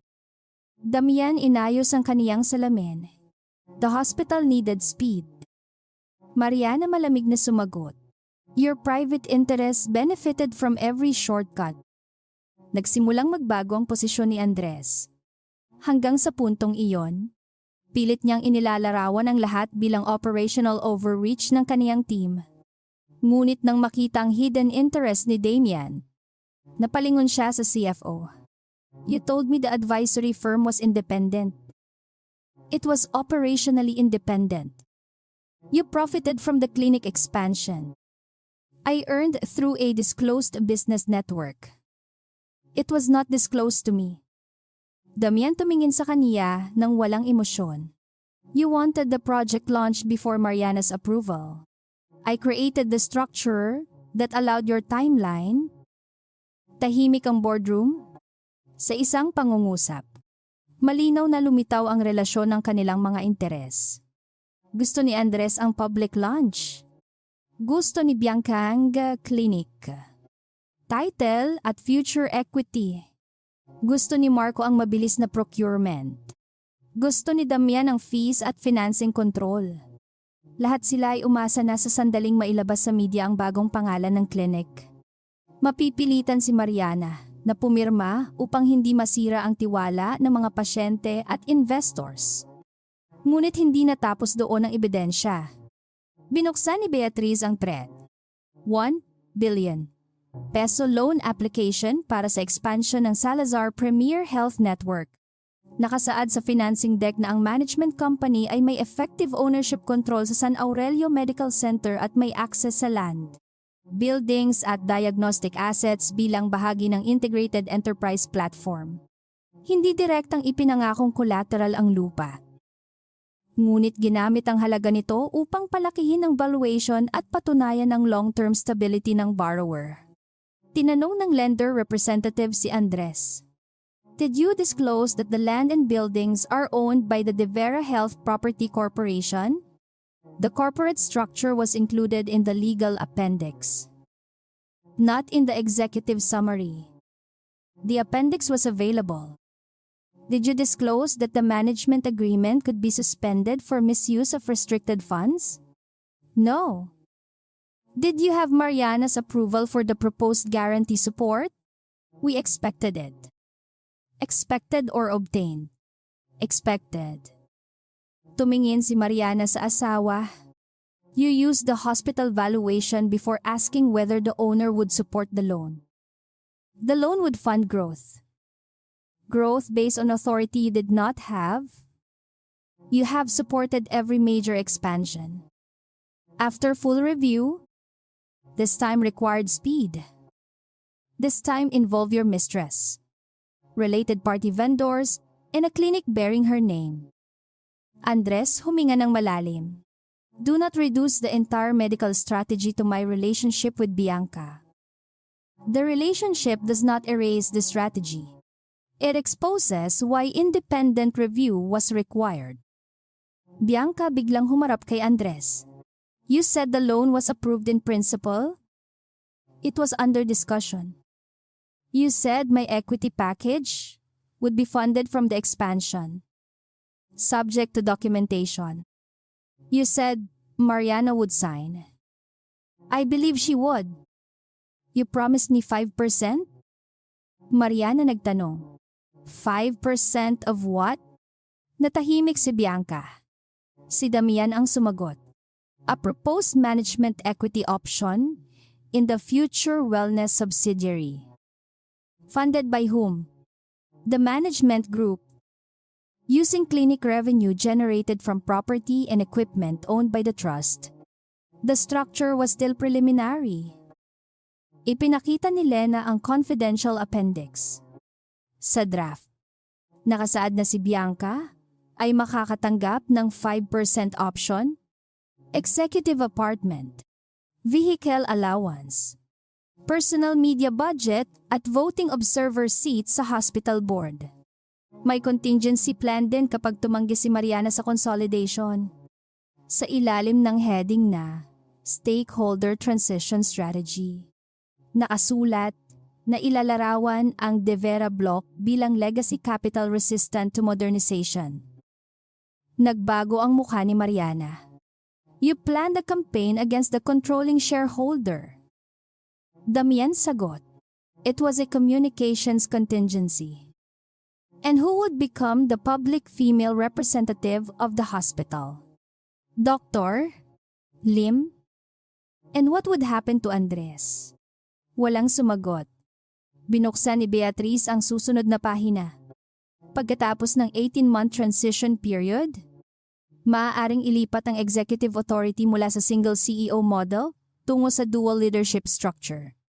Sa unang phase, si Andres ay mananatiling medical founder and executive chair. Sa ikalawang phase, si Bianca ang magiging group chief executive ng wellness and commercial operations. Ngunit sa confidential note ni Damian, may option na bawasan ng authority ni Andres kapag naging hadlang siya sa lender conditions o public positioning. Napatingin si Andres kay Damian. You planned to replace me. It was a risk scenario. You used Bianca as the future public leader. The lenders wanted succession planning. You told me the plan protected my legacy. It protected continuity. Bianca napalingon din kay Damian. You said Andres would remain chairman. He might. Damian hindi na nagtangkang magpanggap na loyal. Every expansion requires a leadership structure acceptable to capital. Doctor? Salazar's value was his medical reputation. Your value was media growth. Mariana's value was ownership and guarantees. The plan balanced those assets. Mariana malamig na sinabi, You reduced people, patience, and a marriage into financing components. I am a CFO. You were a beneficiary. Nagsimulang magturuan ng tatlo. Sinabi ni Marco na ang loan structure ay gawa ni Damian. Iginiit ni Damian na ang launch before approval strategy ay utos ni Andres. Sinabi ni Bianca na naniwala lamang siya sa mga pangako ng CEO. Ngunit inilabas ni Lena ang mga mensahe kung saan sinabi ni Bianca launch first. Once my name is on the clinic and the media calls me future vice chair, Mariana cannot remove me without looking jealous and anti-progress. Tinanong ni Mariana, "Did you write this?" "Yes." Sagot ni Bianca pagkatapos ng mahabang katahimikan. "You intended to use public perception to prevent lawful review. I was protecting the clinic from delay. You were protecting your title before it existed. I worked hard for this. So did the nurses whose fund paid for your lounge." Hindi na nakasagot si Bianca. Nagpahinga ang board ng 20 minuto habang sinusuri ng independent directors ang immediate actions. Sa break, lumapit si Andres kay Mariana sa side corridor. Wala roon ang ibang executive. Ngunit hindi pa rin pribado ang usapan dahil naroroon si Beatriz sa malayo. "You knew the plan included me being replaced?" tanong niya. "I learned today how complete it was. You could have warned me. You called my signature a formality while they prepared your succession. I did not know that part. You did know the clinic was being announced without approval. I thought I controlled the management group. You controlled it the way you believe you controlled the hospital because people allowed you to speak first. I built the medical network. Yes. I made the San Aurelio name respected. Yes. And now Damien and Bianca were going to use that reputation against me. Just as you planned to use the hospital's reputation against me."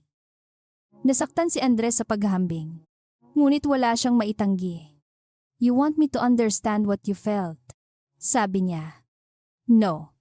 I want you to understand what you did. I never planned to remove you from your shares. You planned to make exercising them look destructive. I believed you would support the hospital. You believe I would protect everyone from the consequences of your choices. I was wrong.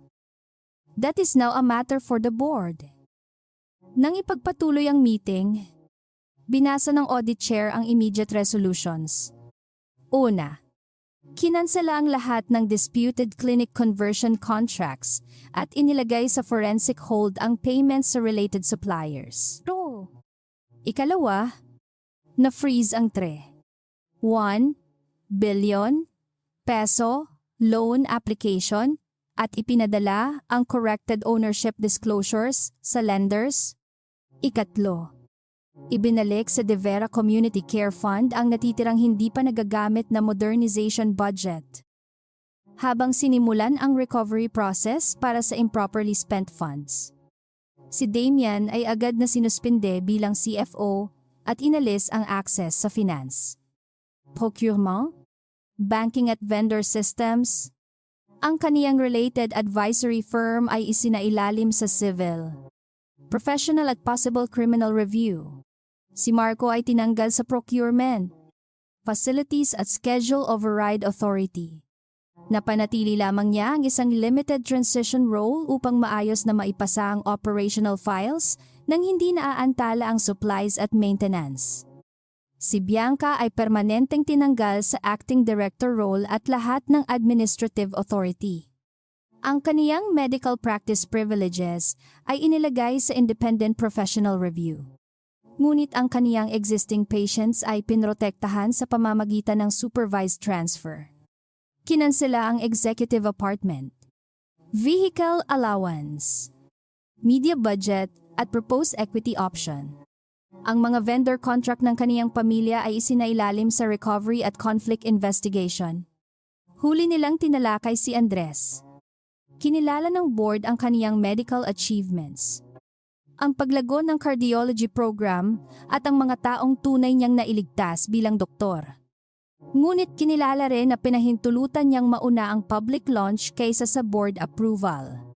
Ginamit ang hospital valuation sa financing nang walang consent ng controlling owner. Itinago ang romantic conflict at sinuportahan ng isang scheduling system na naglagay sa patient safety sa panganib. Sa 8 voting members na pinayagang bumoto, 6 ang bumoto upang suspendihin si Andres bilang CEO pending final governance and professional review. 1 ang tumutol at 1 ang nag-abstain. Epektibo agad. Inilipat ang executive management sa interim committee sa pamumuno ng independent director, kasama si Dr. Enrique para sa clinical operations at isang external hospital administrator para sa finance and logistics. "Are you removing me from the hospital I built?" tanong ni Andres. Sumagot ang audit chair. "You are being suspended from executive management. Your medical privileges will be reviewed separately." Tumingin siya kay Mariana. "This is your decision." "I supported the resolution. You could have saved my position. I could also have ignored the evidence. After everything I contributed, contribution does not cancel accountability. You want everyone to see that you are the real owner. No, I want everyone to remember that no owner, CEO or doctor is larger than the patient." Tumayo si Andres. Ngunit hindi siya umalis agad.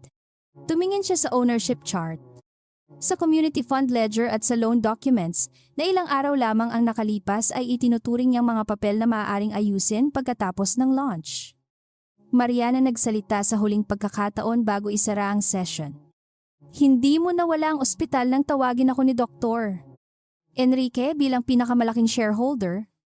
Hindi mo rin nawala ang kapangyarihan ng makita ng board ang 62%. Nawala mo ang karapatang pamahalaan ito noong naniwala kang ang pasyente. Ang empleyado at ang pirma ng asawa mo ay maaaring itabi hanggang matapos ang gusto mong gawin." Sa labas ng boardroom, patuloy ang tunog ng hospital announcements, monitor alarms at mga gulong ng stretcher sa corridor.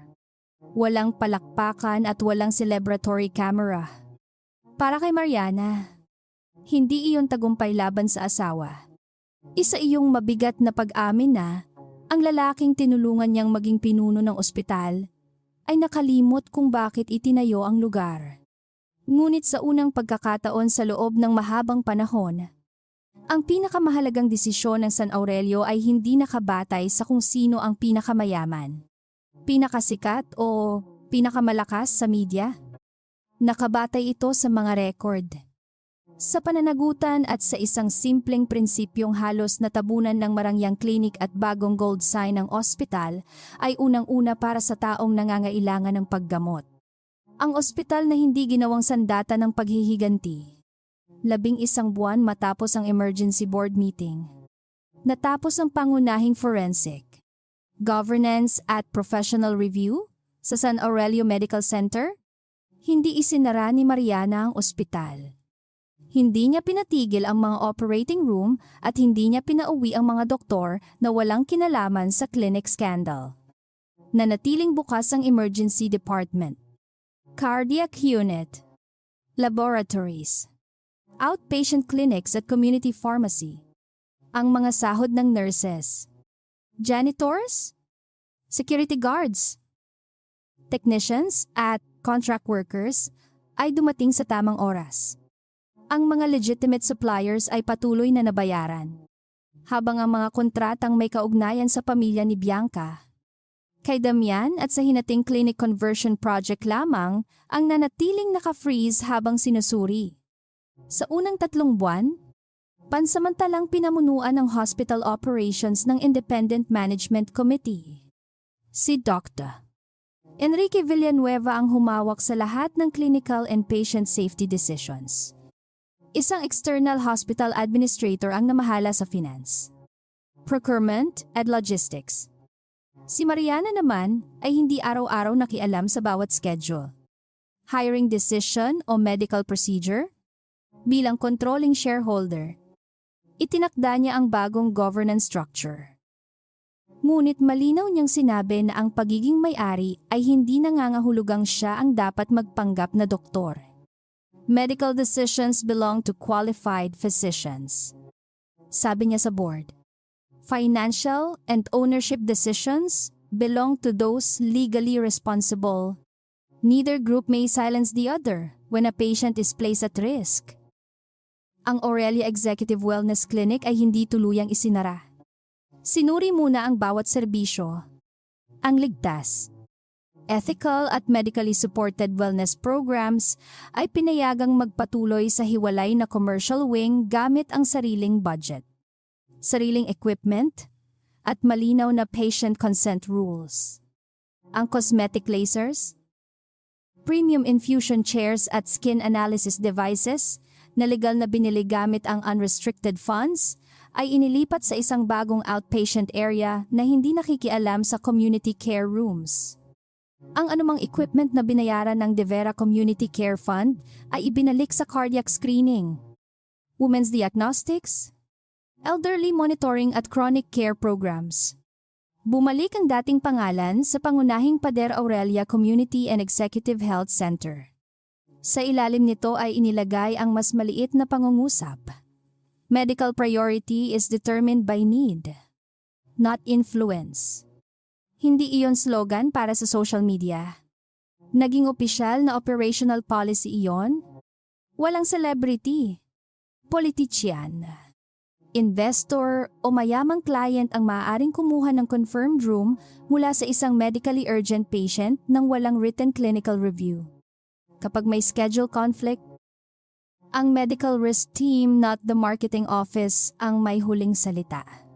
Ang tinatawag na executive visibility priority ay permanenteng tinanggal sa patient system.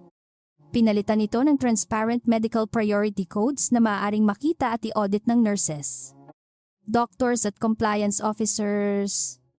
Ang bawat override ay kailangang may pangalan ng physician, medical reason at timestamp. Kung administrative executive ang humiling ng pagbabago, kailangan pa rin ng independent clinical approval. Ang mga empleyadong tumangging sumunod sa unsafe order ay protektado laban sa retaliation. Si Lena Santos ay itinaas bilang Director of Patient Integrity and Community Fund Compliance. Nagkaroon siya ng direct reporting line sa Audit Committee, Medical Director at Controlling Trust. Maaari niyang ilak ang schedule record, procurement file o fund transfer kapag may nakitang pagbabago na walang sapat na authority. Hindi na siya maaaring tanggalin, ilipat o bawasan ng sahod ng walang independent review kung ang dahilan ay may kaugnayan sa kaniyang compliance work. Sa promotion ceremony, ibinigay ni Mariana kay Lena ang framed copy ng original appointment record ni Aling Rosa. Makikita roon ang confirmed cardiac consultation, ang unauthorized override, at ang oras kung kailan ibinalik ang pasyente sa diagnostic room. Bakit ito ang ibinibigay ninyo sa akin?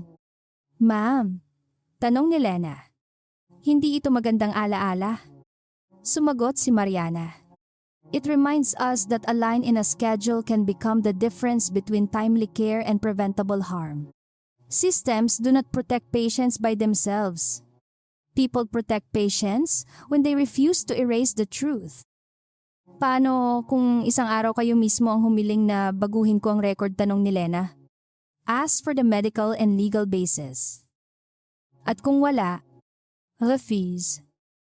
Even if you are the largest shareholder, especially then, the person with the greatest authority should be the easiest to audit.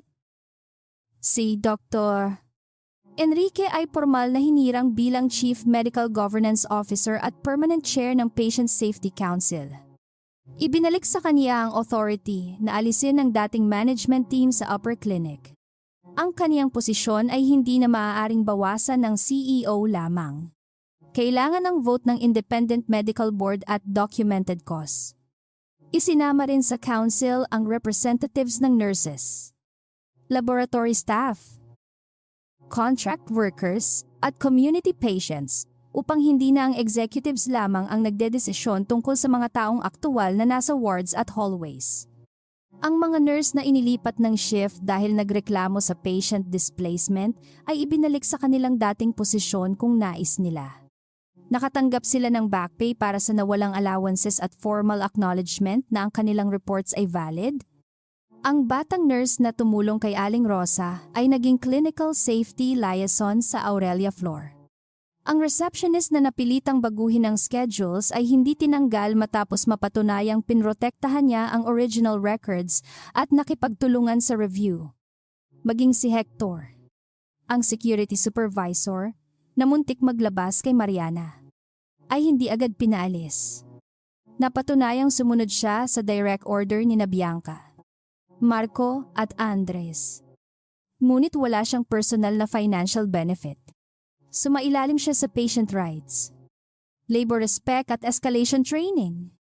Permanenteng tinanggal ang policy na nagpapahintulot sa clinic executives na gamitin ang security para patahimikin ang empleyadong nagtatanong tungkol sa patient safety.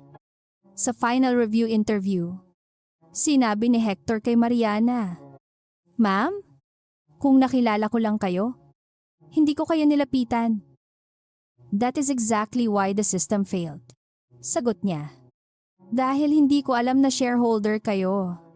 Dahil naniniwala kang magiging mali lamang ang utos kapag makapangyarihan ang taong tinatanggal mo. A janitor protecting a patient deserves the same careful review as an owner."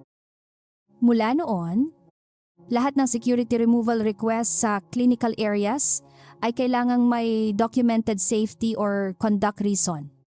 Hindi sapat ang VIP discomfort, executive instruction o staff insubordination kung ang empleyado ay nag-uulat ng medical concern. Ang De Vera Community Care Fund ay muling binuo bilang hiwalay at externally audited na entity. Hindi na maaaring ilipat ang pera nito sa commercial projects gamit lamang ang bagong pangalan ng expense. Bawat piso ay kailangang maiugnay sa approved patient program cardiac screening, cancer detection, pediatric surgery, medication assistance, elderly diagnostics, women's health o staff support.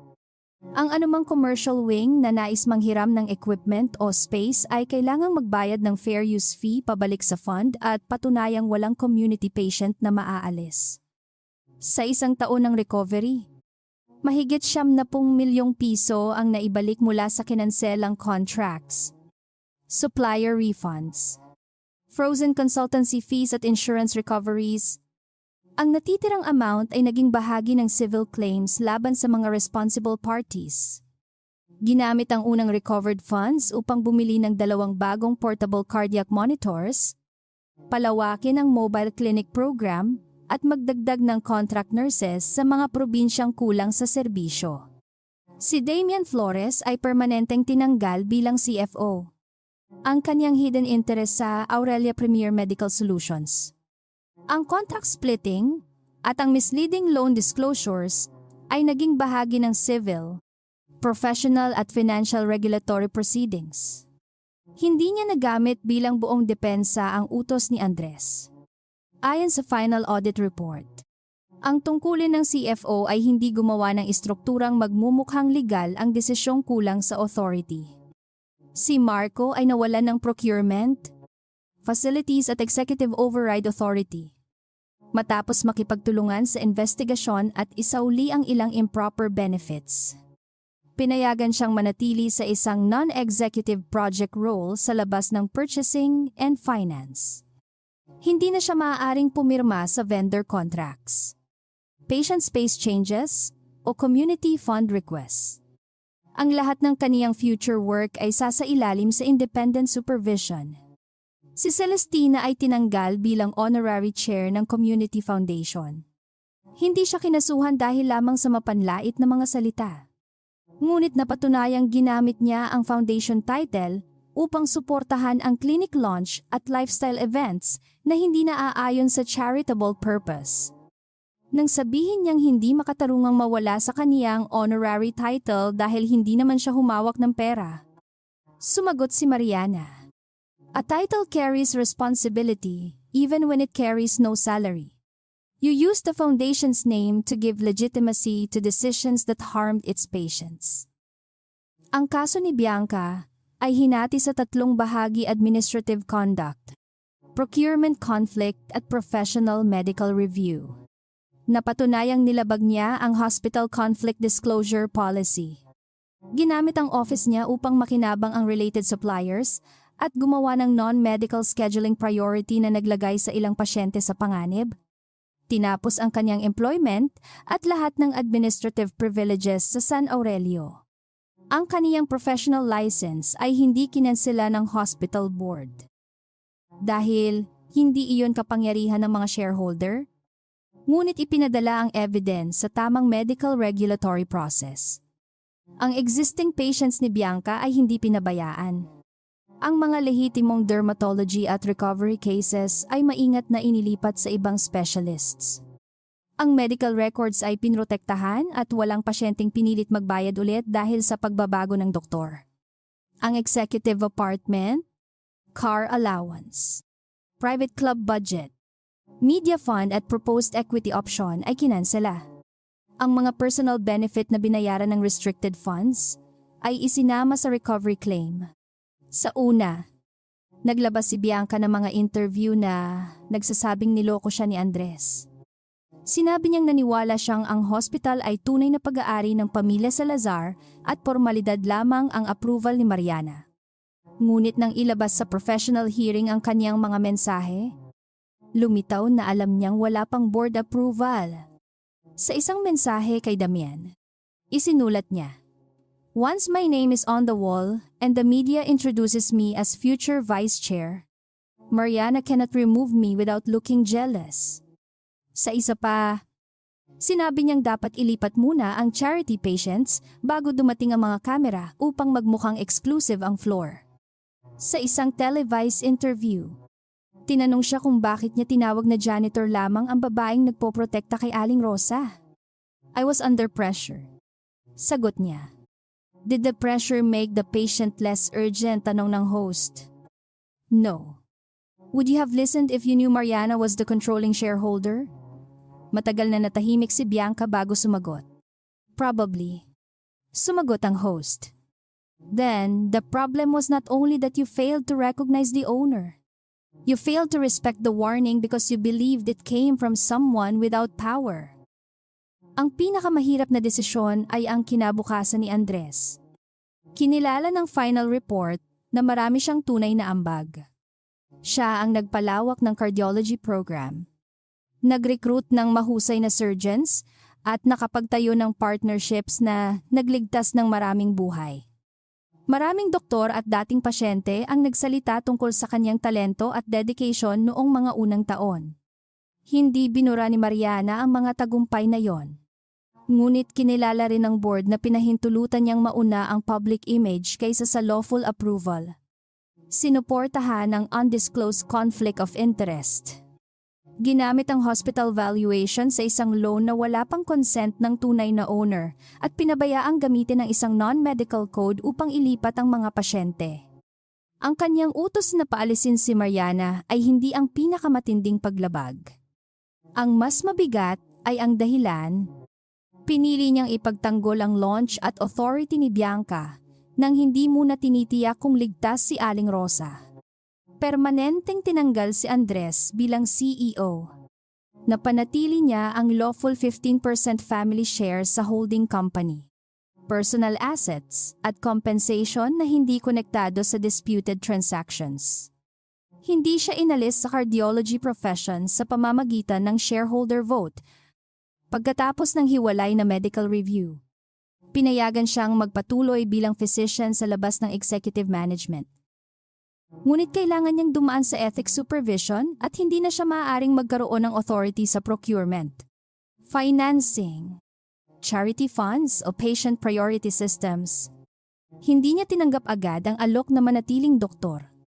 Sa loob ng ilang buwan, lumayo siya sa San Aurelio at nagtrabaho sa isang smaller cardiac center sa Cebu, kung saan wala siyang executive office, private elevator o staff na agad susunod sa kaniyang pangalan.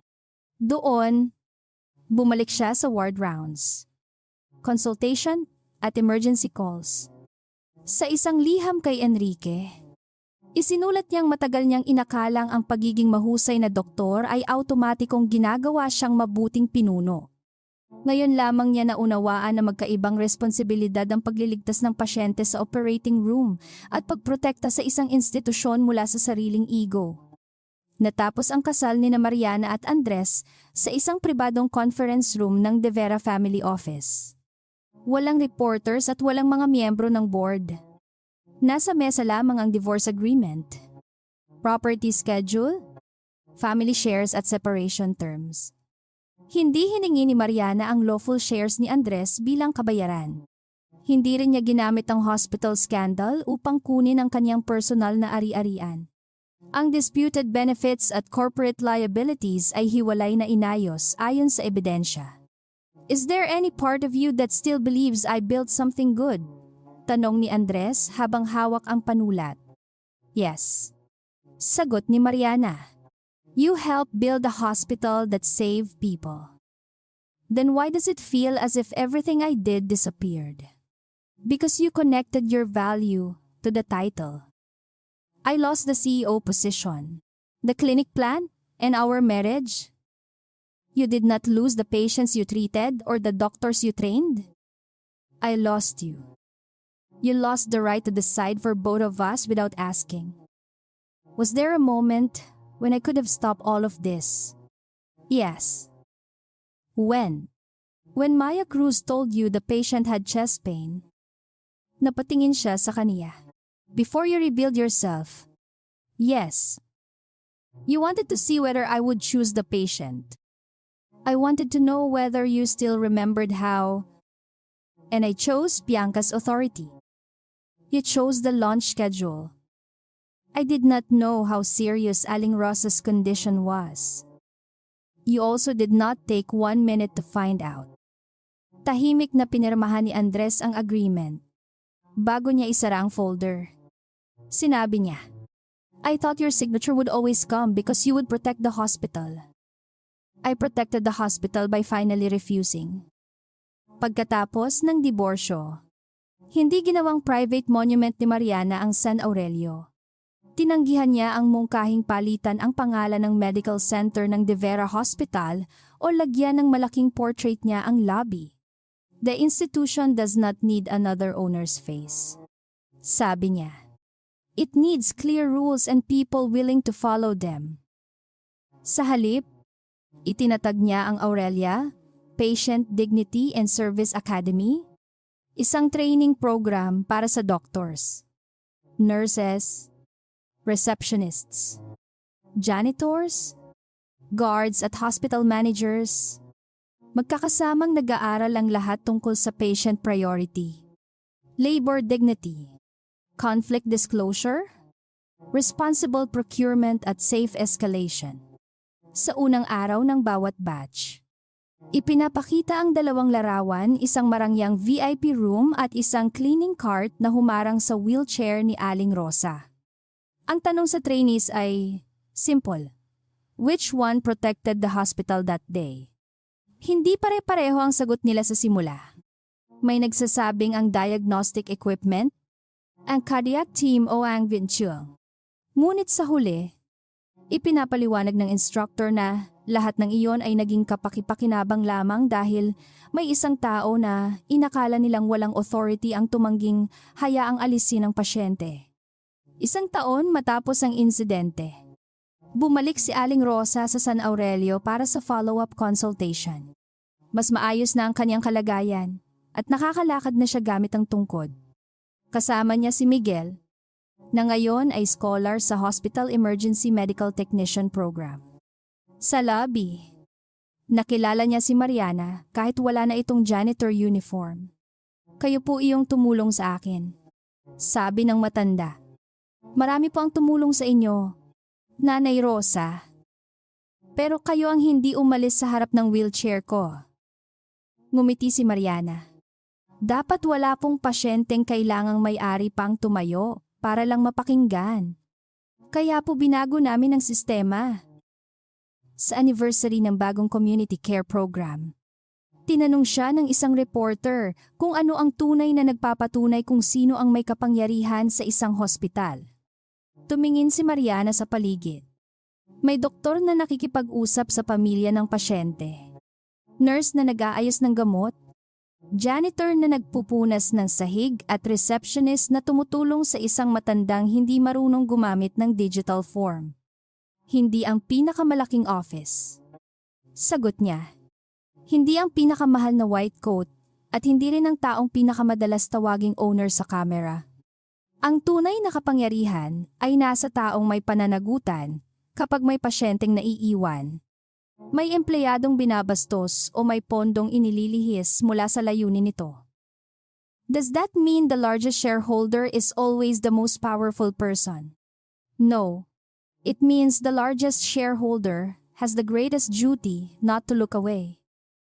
Noong araw na nagkunwari siyang janitor, inakala ni na Bianca at Andres na ang cleaning cart, gloves at murang uniform ay patunay na wala siyang karapatang magsalita. Inakala nilang ang executive title, clinic sign at public launch ay sapat upang gawing legal ang authority na hindi pa aprobado. Inakala rin nilang dahil mahal ni Mariana ang hospital. Lagi niyang pipiliing pumirma pagkatapos ng kanilang desisyon. Ngunit hindi ginamit ni Mariana ang 62% voting control upang sirain ang ospital o gawing collateral ang mga pasyente sa paghihiganti. Ginamit niya iyon upang ibalik ang community fund. Ayusin ang schedules, protektahan ang workers, at alisin ang mga taong nagkamaling isipin na ang kapangyarihan ay karapatang itulak ang mahihina sa gilid. At habang patuloy na gumagalaw ang mga stretcher, monitor at cleaning carts sa mahabang corridors ng San Aurelio, nanatili ang pinakamahalagang aral ng araw na iyon, maaaring hindi makilala ng isang tao ang pinakamalaking shareholder kapag nakasuot siya ng janitor uniform. Ngunit hindi dapat kailanganin ng isang pasyente na malaman kung sino ang may-ari bago siya tratuhing mahalaga.